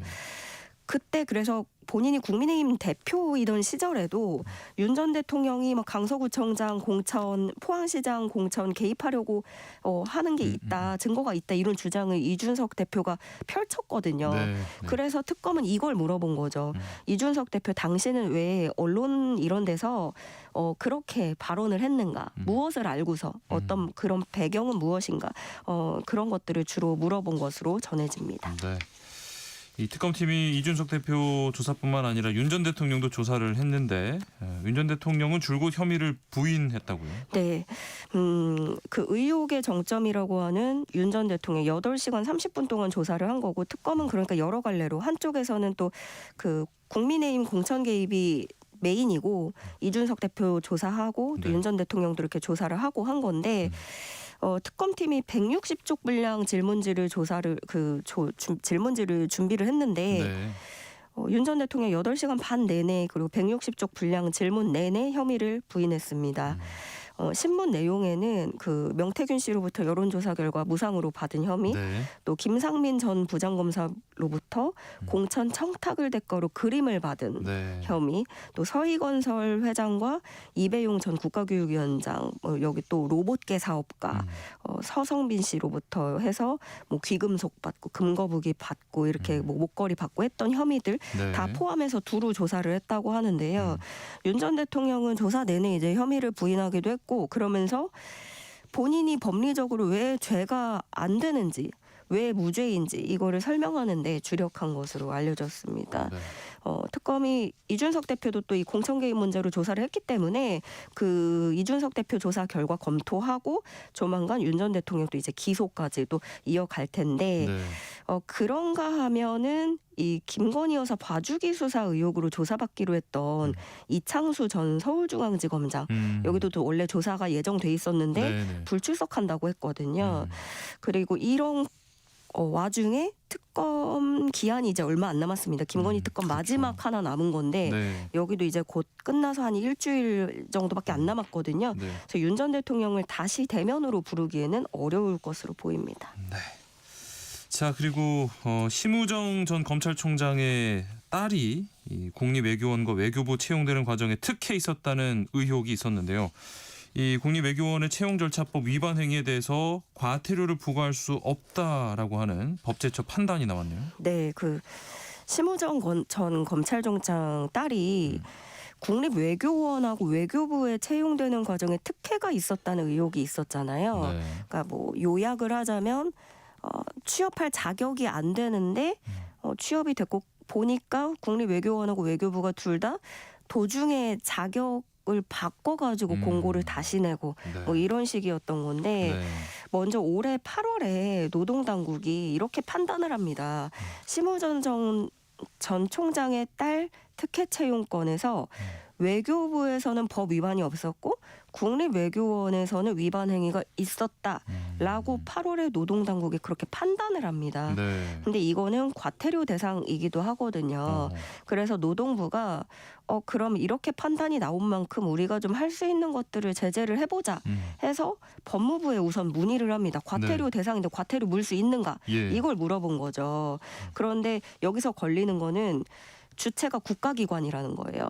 국가기관이 다른 국가기관에도 과태료를 부과할 수 있는지 이거를 물어봤는데 법무부도 안 된다고 하고 법제처도 안 된다고 한 거예요. 그러니까 왜 그러냐면은 과태료를 부과하려면 법적으로 당사자가 뭐 자연인 한 명, 뭐 누군가 한 명이다. 혹은 법인이어야 된다. 이런 건데 국가기관에 대해서는 이게 불가능하다라는 거예요. 특히나 국립외교원은 국가의 하부기관이잖아요. 그러면은 과태료 무는 국가가 또 거기에 이제 해당하는 하부기관에 또 하면은 뭔가 자기에게 이 과태료를 무는 그런 모순이 생긴다는 거죠. 그래서 결국에 국립외교원에는 과태료를 부과할 수 없게 됐고요. 노동부는 그래서 앞으로 관계부처와 협의를 해서 법 규정을 정비해 나가겠다고 밝혔습니다. 다만 지금 국민 정서를 보면은 과태료가 문제는 아닌 것 같아요. 그 과태료와 별개로 위반 행위가 있었다고 판단된 거에 대해서 지금 8월에 판단이 났으면 4개월 지났거든요. 그동안 아무런 조치가 취해지지 않아서 비판이 또 제기되고 있습니다. 자, 그리고 우리 정부가 노동신문 같은 북한 매체를 이 일반 국민에게 개방하는 방안 본격적으로 마련할 걸로 보이는데 뭐 해석이 분분하지만 사실 학계에서는 고대해왔던 일이라고요. 네, 지금 우리 정부는요, 노동신문, 조선중앙통신 등 이런 북한 당국에서 본인들이 공식적으로 전파하는 관영 매체가 있고 북한이 또 체제 선전용으로 선전 매체도 있고 그리고 북한이 외국 사람들 보라고 사이트 60여 개 정도 만든 것도 있는데 그거 네. 다 차단하고 있어요. 네. 근데 우리에게는 이 국가보안법이라는 게 있고 이적 표현물로 규정이 되기 때문입니다. 네. 사실은 그렇죠. 원래 한국 사람들에게는 북한은 절대 못 가는 나라 이런 건데 네. 외국인들은 여행을 가고 있다는 사실에 네. 많은 분들이 놀라기도 해요. 예. 물론 우리는 분단 당사국이기 때문에 다른 외국과는 전혀 다른 그런 특성이 분명히 있는데요. 네. 근데 이게 왜 다시 이게 꺼내 도마 위에 올랐냐면은 지난 19일에 통일부 업무보고 때인데 이재명 대통령이 북한 노동신문을 우리 국민들에게 못 보게 막는 이유가 뭐냐, 국민들이 선동에 넘어갈까 봐 그런 거냐, 그건 너무 국민을 좀 폄하하는 것 같다라고 얘기를 했어요. 예. 그러면서 이 북한 매체와 자료에 대한 개방 방안 마련을 지시를 한 거죠. 네. 근데 이 얘기가 나오고 나서 색깔론이 덧입혀진 여러 가지 해석들이 난무하긴 했는데 근데 사실 학계를 중심으로는 이미 이제 북한 체제에 대해서 이거 본다고 해서 우상화로 이어지는 시대는 끝이 났고 네. 우리도 연구에 이런 것들이 필요하다라는 거고요. 사실은 보수 정권에서도 이 개방 정책은 꾸준히 추진돼 왔던 겁니다. 네. 그래서 한 전문가는 학계 입장에선 편리함이 커지는데 다만 일반 국민 입장에서는 관련 사안을 잘 몰라서 심리적인 반발심이 있을 수 있기 때문에 우선은 전문가들을 중심으로 단계적인 개방이라도 필요하지 않을까 뭐 이렇게 얘기를 하고 있습니다. 네. 청취자 3253님, 조현정 평론가님 감기 든 것 같아요. 따뜻한 보리차 많이 마시고 얼른 나으시기 바랍니다. 건강한 목소리로 밝은 시사 관련 소식 전해주세요 하고 문자 주셨네요. 불편한 목소리 죄송해요. 아닙니다. 빨리 감기 나으시길 바라고요. 우리 청취자분들도 모두 감기 조심하시기 바랍니다. 오늘 말씀 여기까지 듣겠습니다. 고맙습니다. 네, 감사합니다.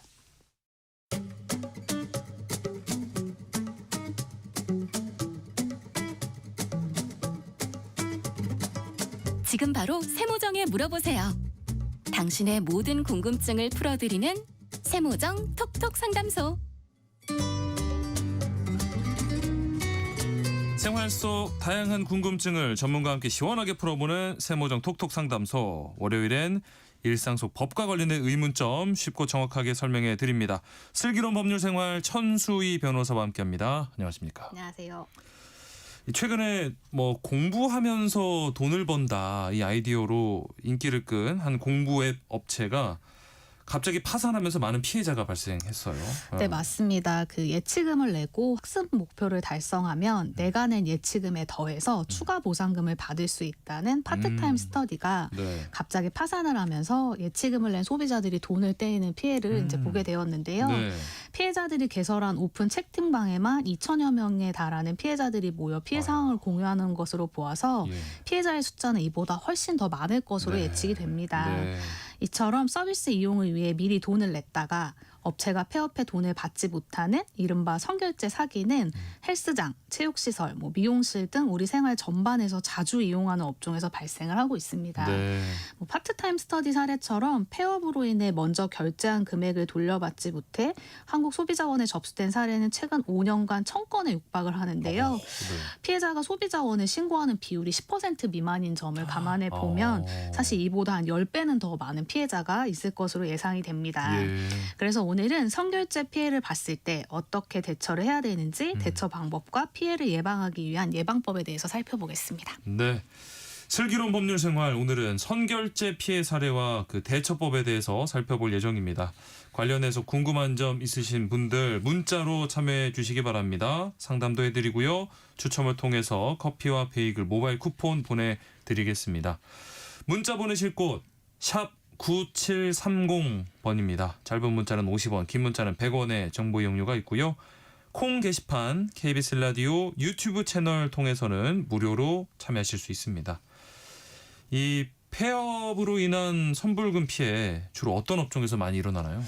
아마도 이제 라디오를 듣고 계시는 청취자 여러분들도 선불금 넣어놓은 곳이 제법 있으실 텐데요. 그렇죠. 특히 뭐 헬스장, 필라테스 같은 체육시설업이나 미용, 학원업 등에서 소비자가 일정 금액을 미리 결제하면은 할인이나 추가 이용할 수 있는 서비스를 이제 제공을 하죠.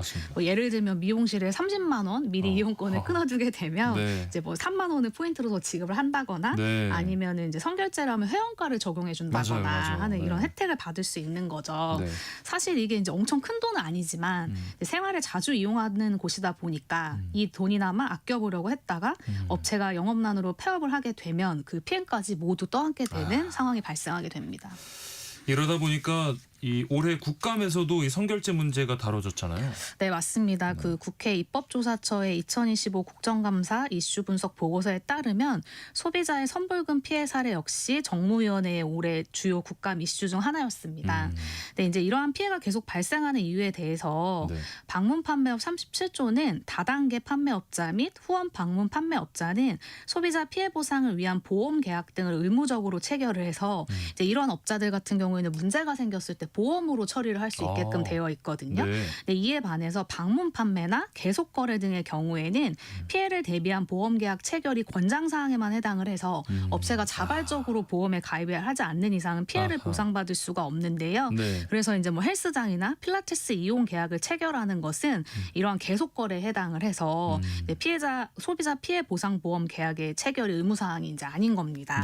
그리고 또 할부거래법 27조를 보면 선불식 할부 거래 업자에게 보험 계약의 체결을 의무화해 두고 있는데 선불식 할부 계약에 관련된 재화 등의 대금으로서 미리 수령한 금액, 그러니까 이른바 선수금을 보전하기 위해서 소비자 피해 보상 보험 계약 등을 체결해야 된다라고 규정을 하고 있습니다. 그런데 이제 또 마찬가지로 이 보험을 들어야 되는 선불식 할부 거래가 장례나 홀레, 또 여행, 가정의뢰 상품에 한정을 하고 있고 또 헬스장이나 뭐 필라테스, 미용업 등은 여기에 해당이 되지가 않습니다. 그래서 특정 유형의 거래에만 보험 계약을 의무화하는 것이 아니라 요즘은 뭐 미용이나 학원이나 피트니스 센터는 물론이고 또 비급여 의료 서비스, 그러니까 미용병원에 이르기까지 저희가 업종을 불문하고 장기 계약 및 선결제 계약을 하는 곳이 굉장히 많은데요. 그래서 따라서 현행법으로 소비자를 보호하기에는 사각지대가 있기 때문에 이러한 부분이 좀 국감에서 다뤄졌습니다. 그러면 이렇게 선불금 피해를 입은 경우에 어떤 조치를 취해야 될까요? 먼저 많은 분들이 이제 사기죄로 형사고소하고 싶다. 이게 사기죄가 되냐라고 이제 문의를 많이 하세요. 그래서 선결제를 받아놓고 폐업을 했다고 하더라도 사기죄가 되는 경우도 있고 또 아닌 경우도 있거든요. 그래서 이제 먼저 사기죄가 성립하는 경우는 폐업이 임박했음에도 불구하고 그 사실을 숨기고서 정상적인 영업이 될 것처럼 계속해서 선결제를 유도하는 경우에는 좀 사기죄로 처벌이 될 수가 있습니다. 그래서 아까 말씀드린 파트타임 스터디 같은 경우에도 원래는 선결제를 10만 원만 할 수가 있었는데 갑자기 뭐 특별 이벤트 기간이다라고 하면서 20만 원까지 선결제를 먼저 할 수 있도록 그 이벤트를 실시를 했다고 해요. 근데 이제 판매 당시에 정상적인 서비스 제공이 불가능함을 알고 있었다고 한다면은 이제 사기죄가 바로 성립이 되게 됩니다. 그런데 만약에 계약 체결 당시에는 사업을 정상적으로 이행할 의사나 뭐 능력이 있었는데 그 후에 경제적 사정의 변화 등으로 인해서 채무를 이행하지 못한 경우에는 좀 사기죄가 성립이 되지가 않습니다. 그래서 이제 그 부분을 좀 판단을 해야 되는데요. 선결제권 판매 당시에 사업주의 기망행위나 편취의 고의를 판단하기 위해서는 판매 당시의 재정 상태가 이미 뭐 임대료나 관리비, 직업 월급 등을 막 체불하고 있다가 밀리고 있다 이렇게 되어 있는지, 그리고 이미 뭐 가압류나 주요 거래처의 거래 중단 통보 등 이제 폐업이 객관적으로 예측된 상황이었는지, 그리고 또 선결제로 받은 금원을 사업장 운영에 사용하지 않고 사업과 무관한 개인 비용으로 지출을 했는지 등을 살펴보게 되고요. 또 선결제권을 잔뜩 받아놓고 폐업을 한 다음에 별다른 이유 없이 연락을 그냥 끊어버리고 잠적하는 경우 있잖아요. 이런 경우 가해자의 행적도 살펴보게 됩니다. 그러니까 업주가 이 폐업을 뭐 계획하거나 임박한 상황에서 이걸 숨기고 마지막 진짜 한탕 노리고 선결제를 받았다면 사기죄가 성립할 수 있는데, 정상적으로 영업하다가 갑작스럽게 좀 경영난이 오면서 폐업이 됐다면 형사상 사기죄는 아니라는 거죠. 네, 맞습니다. 그래서 형사상 사기죄가 안 될 때는 이제 민사상 손해배상 청구로 금원을 받아오실 수밖에 없습니다. 네. 그래서 따라서 사기죄 고소를 고려하신다면은 폐업 직전에 이루어진 뭐 대규모 또는 파격적인 할인 판매 광고 또 문자 메시지로 이제 그런 거 오는 경우가 있잖아요. 네. 이런 것도 확보해 두시고요. 아하. 또 인터넷 커뮤니티, 카페 등에서 유사한 시기에 피해를 본 다른 소비자들의 사례 등 다른 피해자분들의 존재를 확인해서 같이 고소를 하시는 게 또 좋겠습니다. 네. 그리고 또 폐업 전부터 임금이 체불되었다는 직원들의 증언이나 아니면 거래처 대금이 미납되었다는 사실 그리고 또 사업주의 재정 상태에 대한 증거와 선불권 구매 당시의 계약서, 뭐 신용카드 결제 내역, 계좌이체 확인증 등 계약서 및 결제 내역을 준비해 두시는 것이 좋을 것 같습니다. 네. 피해가 발생하지 않도록 미리 막는 게 중요할 텐데 피해를 막으려면 어떻게 해야 될까요? 이제 결제를 하실 때 되도록 현금 일시불보다는 카드 할부 결제를 하는 게 좋습니다. 이게 왜냐하면은 신용카드로 할부 결제를 해서 결제 잔액이 남아 있다면은 카드사의 잔액의 지급을 거부하는 일부 항변권이라는 것을 신청할 수 있기 때문인데요. 네. 할부 거래에 관한 법률 시행령에 따르면은 소비자는 할부 계약이 취소, 해지된 경우나 재화 등의 전부 또는 일부가 소비자에게 공급되지 않은 경우 등 합당한 이유가 있다면 할부금 전액을 내지 않아도 됩니다. 네. 그래서 이러한 경우에는 카드사에 접수를 하시면은 카드사에서 결제를 일시 중단하고 한 7일에서 열흘 정도 조사를 한 뒤에 문제가 있다고 판단이 되면 이제 할부 항변권을 인정해서 거래를 중단시키게 해줍니다. 네. 그런데 이때도 할부 결제일이 임박해서 신청을 하게 되면 이제 돈이 빠져나갈 수가 있잖아요. 그렇죠. 미리. 그런데 조사를 통해서 문제가 있는 것으로 확인이 되면 결제된 금액도 다시 돌려준다고 해요. 네. 그렇기 때문에 피해를 입었을 때 빠르게 카드사에 연락을 바로 하시는 게 좋을 것 같습니다. 그래야겠네요. 자, 그러면 뭐 불가피하게 좀 현금으로 결제를 했다 할 때는 증빙 자료를 만들어 둬야겠네요. 네, 맞습니다. 물론 이제 계좌이체를 많이 하시는 분들은 은행에 가면 이제 기록이 당연히 남아 있지만은 이제 크지 않은 금액이라면 현장에서 현금 결제하시는 분들도 이제 종종 있으시잖아요. 네. 이때는 나중에 피해를 입었을 때 입증할 수 있는 계약서라든지 아니면 현금을 주었다는 영수증 같은 것들을 미리 잘 챙겨주시는 게 좋을 것 같습니다. 네. 선결제를 할 때 뭐 어떤 경우에 좀 의심을 해봐야 될까요? 먼저 우리가 이제 오픈 기념 프리세일이라고 해서 뭐 가오픈 기간에 할인해서 선결제를 유도하는 경우가 있어요. 네. 뭐 확장 이전 해가지고 그렇죠. 뭐 파격 세일 막 이렇게 하는데 체육시설의 경우에는 체육시설업 신고를 하지 않고 회원을 모집하는 것은 불법이기 때문에 지금 이 업체가 실제 등록을 하고 운영 중인 곳인지를 국세청 홈택스에 들어가서 사업자의 개인 정보를 좀 확인해 보는 것이 좋을 것 같습니다. 우리가 이제 영수증을 보면은 그 영수증에 사업자 등록번호가 나와 있거든요. 그렇죠. 그걸로 홈택스에 들어가시면 이 업체가 실제로 운영 중인 업체인지를 좀 확인할 수가 있어요. 실제 몇 년 전에 강남의 한 피부과에서 환자들에게 수백만 원의 시술비를 선결제를 받고 돌연 폐업해버린 일이 있었는데요. 당시 코로나였는데 이 병원에서 코로나 확진자가 발생해서 영업을 못하게 되었다면서 10월 초 확장 오픈하는 2호점에서 관리 시술을 도와주겠다고 이제 문자 메시지를 환자들에게 다 보낸 거예요. 단체로. 그런데 알고 봤더니 이미 폐업 신고를 낸 상태였었던 거죠. 그래서 이러한 사업자 번호를 확인을 해서 홈택스에 들어가면은 지금 운영 중인 사업체인지 폐업인지 휴업 중인지를 확인할 수가 있어요. 그래서 정상적인 운영을 하는 곳인지를 좀 확인해 보면 좋을 것 같습니다. 아까 처음에 말씀드렸던 앱 같은 경우처럼 갑작스러운 할인 이벤트 이것도 좀 의심을 해봐야겠네요. 네, 맞습니다. 그 신규 회원 모집이나 할인 이벤트 같은 경우에는 좀 지속 가능한 구조인지를 의심해 보면 좋을 것 같은데요. 가격 할인의 조건에 현혹돼서 오늘만, 지금만 이 가격 이렇게 유도를 해도 참 어려운데요. 신중히 결정을 하셔야 됩니다. 사실 저도 이제 이러면서도 선결제 이벤트를 많이 활용하긴 하는데 그런데 너무 이례적인 수준의 이벤트나 뭐 갑작스러운 서비스 변경 그리고 또는 출금 지연 등도 눈여겨보실 필요가 있습니다. 아까 말씀드린 파트타임 스터디 같은 경우에도 이제 파산 직전에 유명 인플루언서들과 손을 잡고 이벤트를 진행 중이었는데 환급률은 갑자기 축소가 되는 그런 서비스가 변경이 됐거든요. 이벤트는 크게 하면서 돌려주는 환급률은 이제 돈을 실제 나가는 건 줄인 건 거죠. 그리고 이제 또 미션 캠프라고 해서 비슷하게 보증금 30만 원을 내고 자사가 보내주는 책 리뷰를 올려주면 2만 원을 주는 이벤트를 진행을 했었는데 이비를 했는데도 보증금이 반환돼 되지 않고 막 여러 가지 이유를 들어가지고 그 지급을 미뤘는데 예. 갑작스럽게 파산을 하면서 수백 명의 피해자가 발생을 했습니다. 그래서 원래 돌려주기로 한 보증금이 뭐 이렇게 좀 지연된다든지 네네. 이런 부분이 생긴다고 한다면 의심을 해보시고 바로. 빨리 대처를 하시는 게 좋을 것 같습니다. 뭐 끝으로 이 선결제 피해 관련해서 좀 당부 말씀 주시기 바랍니다. 네, 그 사업주가 이제 폐업을 하게 되면은 소비자원의 피해 구제 신청 대상에서도 제외가 됩니다. 왜냐하면 아이고. 당사자가 있어야 이게 네. 조정이 되는 건데 예. 폐업을 해버리면 이제 가게 자체가 없어지는 것이기 때문에 그래서 결국에는 이제 형사나 민사로 진행을 해야 되는데요. 네. 몇 년 전에 필라테스 시설을 운영하던 운영자가 6개월 사이에 213명으로부터 1억 8천만 원 상당의 수강료를 선결제로 받고 폐업한 사건이 있었어요. 네.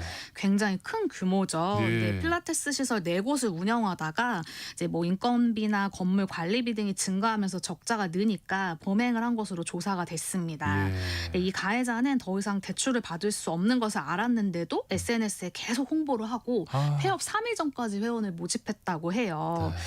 그런데 이렇게 큰 피해를 입혔음에도 불구하고 이제 징역 1년 8개월의 형만 선고가 됐습니다. 네. 물론 이제 피해자들의 피해는 전혀 회복이 되지 않았고요. 예. 그래서 따라서 선결제 사기를 당해서 사기꾼을 고소한다고 하더라도 사기꾼은 무거운 처벌을 받지 않는 것에 반해서 이제 피해자들이 입는 고통은 굉장히 크죠. 그죠. 그래서 네. 항상 이러한 피해를 입지 않도록 사전에 좀 의심을 하고 주의를 하시는 게 중요할 것 같고요. 네. 그리고 이제 보통 우리가 뭐 PT나 뭐 필라테스 이런 운동 관련된 것들은 1년 이상 저희가 이제 등록하는 경우들이 많잖아요. 1년의 네. 연건. 네.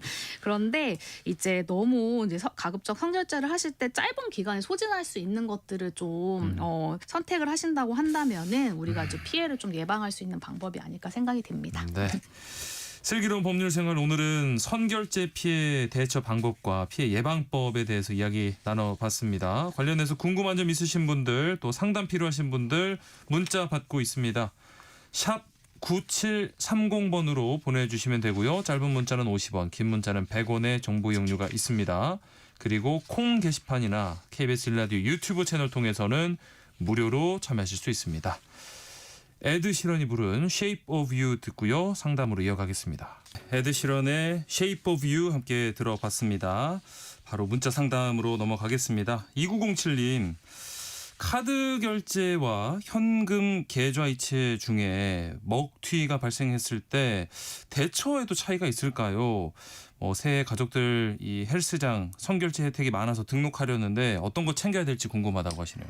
네, 아까 이제 말씀드린 카드 같은 경우에는 할부항변권이 인정이 돼요. 그래서 현금 같은 경우에는 만약에 이제 저희가 지불을 했는데 먹튀를 한다 이러면 바로 떼이는 건데 사실 카드는 일부 항변권이 존재하기 때문에 카드사에 연락을 하셔가지고 지금 내가 할부로 결제를 했는데 지금 이 사람이 폐업을 하고 도망을 갔다. 그래서 더 이상 카드 대금을 지불할 수 없다라고 하면 이제 카드사에서 조사를 해보고 더 이상 대금을 납부하지 않도록 이제 결정을 해주거든요. 네. 다만 이때에도 총액은 20만 원 이상 그리고 3개월 이상 할부였을 때만 이제 가능하기 때문에 네. 만약에 이제 헬스장 저희가 보통 새해 1년 이용권으로 이제 예. 헬스장을 결제를 하잖아요. 그렇죠. 그럴 때 가능하면 이제 무이자 할부가 되는 한도 내에서 최대한 할부 기간을 길게 하시면 나중에 이제 피해가 발생하더라고 한다고 하더라도 이 할부 항변권을 사용하시면 될 것 같습니다. 그래서 제 생각에는 현금보다는 카드 할부 결제를 이용하시는 게 이러한 피해가 발생했을 때 조금이라도 피해를 좀 줄일 수 있는 방법이 되지 않을까 생각이 듭니다.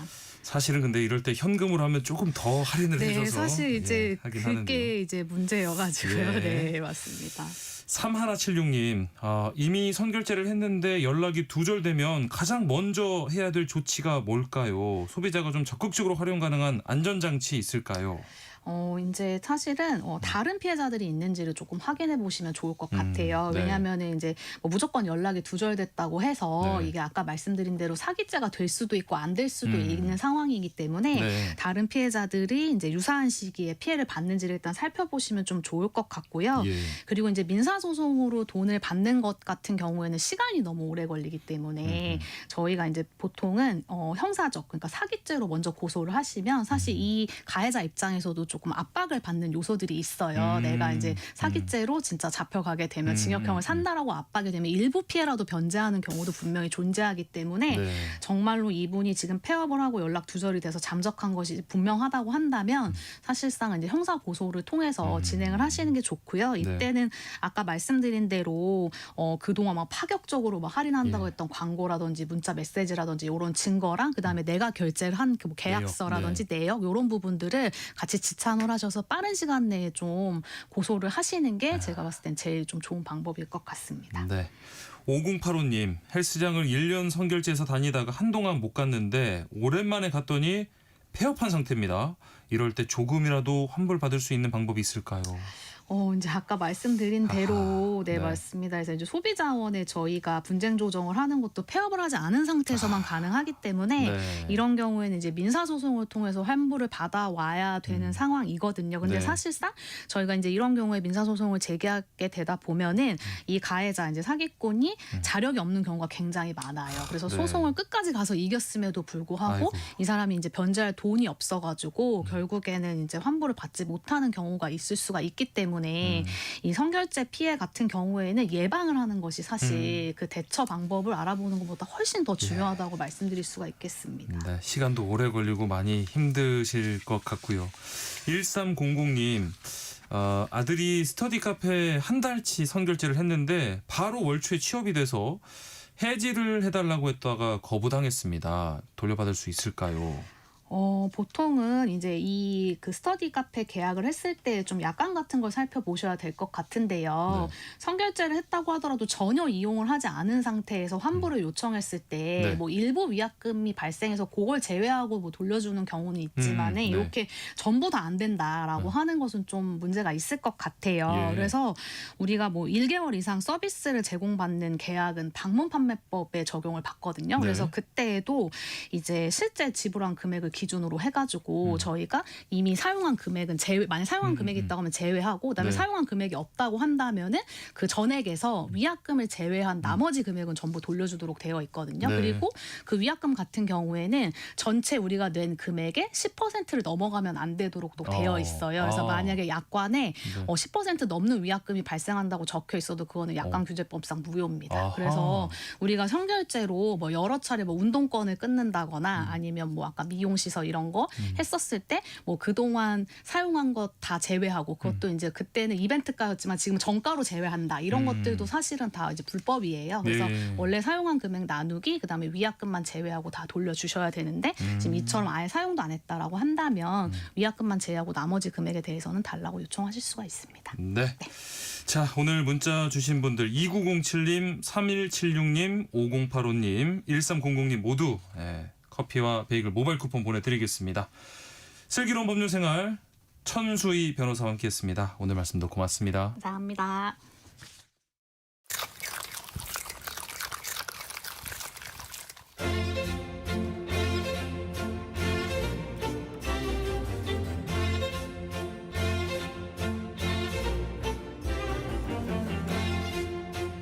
점심 식사하셨나요? 오늘 먹은 점심 한 끼 그 안에 담긴 구구절절한 역사까지 맛보고 가시죠. 흥미진진 음식 역사 한 끼 실록 이용재 음식평론가 함께합니다. 안녕하십니까? 안녕하세요. 음식평론가 이용재입니다. 반갑습니다. 네. 오늘은 어떤 음식 얘기를 나눠볼까요? 네, 오늘이 12월 22일입니다. 크리스마스가 사흘 앞으로 다가왔는데요. 비단 뭐 종교적인 의미를 엄청나게 생각하지 않더라도 크리스마스는 즐거운 휴일이죠. 그래서 가족을 비롯한 사랑하는 이들과 함께 재밌고 즐거운 시간 계획하시고 또 기대에 부풀어 계실 겁니다. 그런 분위기라면 또 음식이 빠질 수 없죠. 그럼요. 원래도 음식이 우리의 삶에 참 중요합니다만 이렇게 좋은 사람들과 좋은 시간 보내고자 한다면 정말 빠져서는 안 될 요소입니다.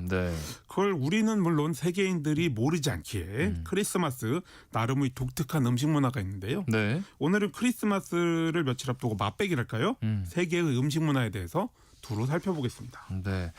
이 크리스마스에 먹는 음식이 나라마다 좀 다르겠죠? 아무래도 그렇습니다만 또 문화권별로도 조금씩 다릅니다.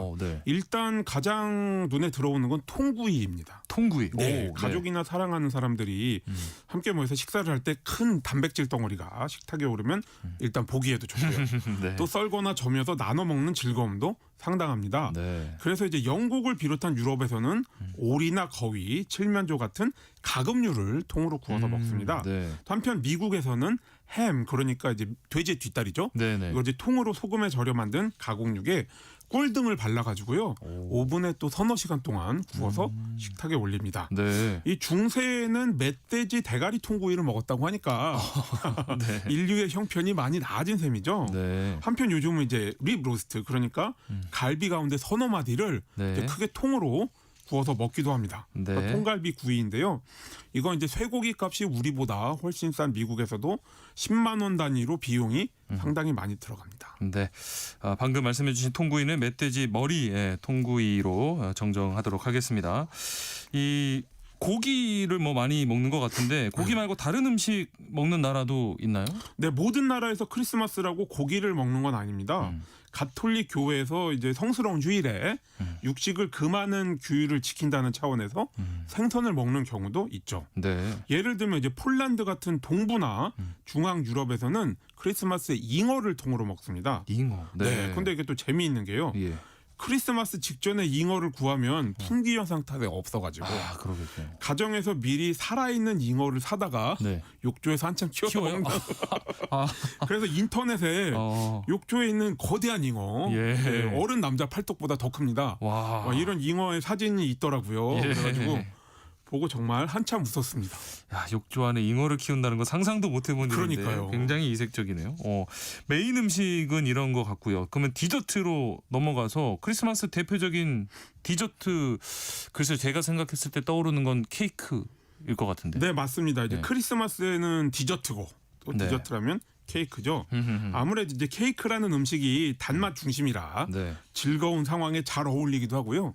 또 앞서 이제 가금류나 햄 같은 걸 통으로 구워 먹는다고 말씀드렸듯이 상징성도 중요한데요. 이 케이크에 조형물 같은 느낌이 있지 않습니까? 그래서 이래저래 케이크류가 크리스마스의 대표 음식이라고 그래도 절대 지나친 말이 아닙니다. 네. 그러면 혹시 뭐 나라별로 먹는 케이크가 혹시 다를까요? 네, 그렇습니다. 아무래도 이제 조금씩 달라서요. 또 우리 같은 한국 사람들은 또 이런저런 선택지가 또 크리스마스에 다양하게 있는데요. 좀 살펴보면 일단 이제 정말 케이크 같은 크리스마스 케이크로는 프랑스의 부시드 노엘이 있습니다. 부시드 노엘. 부시드 노엘인데 이게 노엘이라는 말이 프랑스어로 크리스마스라는 뜻이죠. 그러니까 이게 크리스마스의 통나무라는 의미인데요. 이름 그대로 이제 크리스마스의 행운을 기원하면서 떼는 통나무 율로그라는 게 있습니다. 이제 로그도 통나무라는 건데요. 이제 이 모양을 따서 만드는 케이크예요. 그래서 이제 롤 케이크를 말아놓으면 나무 그루터기와 좀 비슷하지 않습니까? 이런 느낌을 일단 살리고요. 누워 있는 케이크죠. 그러니까 표면에도 초콜릿 크림을 발라가지고 나무 껍질 분위기를 냅니다. 그래서 이제 부시드 노엘이라는 케이크가 프랑스의 전통 디저트인데요. 이게 원래는 바이킹의 북유럽에서 크리스마스에 장작불을 피우는 전통이 있거든요. 거기에서 나왔다는 이야기가 있습니다. 그리고 이제 요즘에는 크리스마스로 이제 국내에서는 슈톨렌이라는 독일의 빵이 가장 인기가 많거든요. 이제 독일 빵인데요. 크리스마스 4주 전인 강림절에 금식을 하면서 먹었던 버터 없이 기름만 써서 구운 빵을 먹었던 풍습에서 비롯되었다고 합니다. 이게 역사가 오래돼서요. 1545년에 처음 구웠다는 기록이 있으니까 500년도 넘은 거죠. 이 건포도나 설탕에 졸인 오렌지 껍질 같은 거를 술에 이제 좀 절였다가 반죽에 더해 만드는 게 특징입니다. 그다음에 이제 마지막으로 또 음식이라면 프랑스에 절대 뒤지지 않는 또 이탈리아의 파네토네라는 빵이 있는데요. 밀라노에서 대략 15세기쯤 비롯되었다고 하고요. 계란과 버터를 엄청나게 많이 쓰고 또 건포도를 반죽에 넣습니다. 그래서 매우 풍성한 맛이 특징이고요. 거기에다가 1kg이 넘도록 엄청나게 크게 굽는 게 정석입니다. 와, 1kg. 어떻게 보면 굉장히 크거든요. 그래서 케이크보다 더 상징성이 뛰어난 이 크리스마스의 빵이라고 보시면 됩니다. 저는 사실 좀 다 낯선 디저트들인데 이렇게 식감이나 맛도 굉장히 또 궁금해지고요. 네. 청취자분들이 좀 취향에 맞게 좀 고르실 수 있게 각각의 특징을 좀 꼽아주신다면. 네, 이제 부시드 노엘은 한마디로 초코 크림 롤 케이크. 이렇게 생각하시면 됩니다. 네네. 맛이 어느 정도 상상이 가시죠? 그러네요. 네. 요즘은 이게 많이 변형돼서 길쭉한데 또 롤 케이크는 아니고 좀 더 복잡한 결을 가진 케이크가 되었으니까요. 네. 일단 누워 있는 케이크 찾으시면 됩니다. 길게. 네. 슈톨레는 지금 이제 한참 국내에서 굉장히 유행을 하고 있어가지고 어렵지 않게 찾으실 수 있을 겁니다. 네. 납작하고 좀 길쭉하고요. 표면에 이제 흰 가루 설탕이 뿌려져 있습니다. 네, 상상이 가시죠? 네네. 이제 살짝 푸석하고요. 건포도 등이 많이 들어간 빵과 과자의 중간 음식 정도 이렇게 생각하시면 되겠습니다. 네. 한편 이제 파네토네는 앞서 말씀을 드렸듯이 계란과 버터가 상당히 많이 들어가서 약간 스폰지 같은 조직을 지니고 있고요. 적당히 단맛이 나고 그렇습니다. 네. 근데 이제 파네토네가 좀 난이도가 높은 빵이거든요. 네. 그래서 아직까지는 국내에 엄청나게 많이 퍼지진 않았습니다만 이탈리아에서 요 몇 년 동안에 한국인들이 많이 배우고 있다. 이런 이야기를 좋네요. 들었습니다. 네. 그런데 이제 조만간 쉽게 크리스마스에 드실 수 있을 거라 예상해 봅니다. 우리나라에서도 이 크리스마스 되면은 케이크를 많이 요즘 즐겨 먹는데 뭐 특별한 계기나 배경이 있을까요? 네, 보편적으로는 이제 앞서 말씀을 드렸듯이 종교와 크게 상관이 없더라도 가족이나 사랑하는 이들과 함께 즐거운 시간을 보낼 때 맛있는 음식이나 뭐 단맛의 음식이 잘 어울리죠. 네. 그럼 이제 케이크가 당연히 생각이 나는 거고요. 네. 그런 가운데 이제 역사를 좀 살펴보면 서양 선교사들이 국내에 들어 활동했던 이제 대략 1900년대 초쯤부터 이제 크리스마스를 이제 그들이 알리는 가운데 서양 음식, 특히 케이크가 소개되었을 가능성이 높습니다. 네. 그리고 이제 또 보면 일제 강점기에 부유층이나 개신교 가정을 중심으로 소비가 되었다는 당시의 신문 기사도 있고요. 한편 이제 지금처럼 케이크를 먹는 문화는 대략 이제 1980년대부터 대형 제과점이나 백화점 등의 공격적인 마케팅을 통해서 자리를 잡았다. 이렇게 볼 수가 있겠습니다. 네. 자, 미국은 어떤지 좀 궁금한데 케이크 관련해서 뭐 독특한 문화나 이런 게 있을까요? 네, 미국이 사실 제과제 백면에서 은근히 약한 구석이 있습니다. 유럽을 따라가고 싶은 욕구가 있기 때문에 요리가 이제 지난 30-40년 동안 많이 발전했는데요. 그런 가운데서도 이제 정교한 손길이 필요한 빵이나 케이크는 발전이 좀 느립니다. 네. 이게 아무래도 나름의 쿠키나 파이 같은 좀 소박한 제과제빵 문화가 있어서 그렇다고 보는데요. 그런 맥락에서 미국의 크리스마스에는 프루트 케이크가 있습니다. 그러니까 이게 말 그대로 이름이 과일 케이크인데요. 네. 슈톨렌이나 파네토네처럼 건포도를 비롯한 각종 말린 과일들을 술에 절여두었다가 반죽에 넣어 굽습니다. 예. 근데 이제 내년 크리스마스에 쓸 과일을 지금 준비해서 한 1년 동안 재워두었다가 만드는데요. 이게 이제 어찌된 영문인지 엄청 밀도가 높고 딱딱합니다. 그래서 어느 정도냐면 요즘은 이제 우리에게도 많이 익숙하지 않습니다만 목침이라고 있죠. 나무 베개 있지 않습니까? 예. 할아버지가 베고 주무시는 거 그것처럼 딱딱하고 맛도 없습니다. 그래서 이제 그런데도 크리스마스철이 다가오면 슈퍼마켓에 쫙 깔리고 아무도 안 먹는데 또 서로 선물로 주고받고 그래서 이제 뭐 나만 고통받을 수 없다 이런 심산 같은데요. 그래서 크리스마스가 끝나면은 이제 안 먹은 과일 케이크 멀리 날리기 대회 이런 것도 합니다. 그래서 이제 고무줄 딱총 같은 원리를 이용해가지고 누가 더 프루트 케이크를 멀리 날려 보내나 이렇게 거리도 측정하고 상도 줍니다. 뭐 맛은 없다고 하지만 또 함께 날리는 이런 나름의 재미가 있습니다. 있을 것 같고요. 크리스마스 관련된 뭐 대표적인 음료 하면은 와인이 떠오르는데 유럽에서는 뱅쇼를 많이 먹는데 그렇습니다. 아무래도 이제 북반구는 크리스마스에 겨울이니까 날씨가 제법 쌀쌀하죠. 그런데다가 이제 와인이 물론 디저트용으로 단 것도 있지만 대체로 단맛이 엄청 두드러지는 않아요. 그래서 이런 와인에다가 일단 설탕을 듬뿍 넣고요. 계피나 팔각, 정향 오렌지 등을 더해서 따뜻하게 끓입니다. 그럼 이제 이름처럼 뱅쇼, 즉 따뜻한 와인이 되는데요. 독일에서는 글리바인이라고 부르기도 하고 또 뭐 브랜디나 럼 같은 도수가 좀 더 높은 술을 넣어서 만들기도 합니다. 그래서 이제 만들어 보면 따뜻하고 달콤하고 향도 좋고 그래서 이제 취하는 줄 모르고 드실 수 있기 때문에 좀 조심하셔야 됩니다. 네. 자, 오늘 한 끼 실록은 크리스마스 디저트와 케이크에 대해서 이야기 나눴습니다. 이용재 음식평론가 함께했습니다. 고맙습니다. 네, 감사합니다. KBS 라디오 세상의 모든 정보 오늘 순서 여기서 마무리하고요. 모바일 쿠폰 당첨자는 홈페이지 공지사항에서 확인하시기 바랍니다. 마이클 부블레의 It's beginning to look a lot like Christmas 띄워드리고요. 저는 내일 다시 찾아뵙겠습니다. 행복한 오후 보내세요. 아나운서 임지웅이었습니다.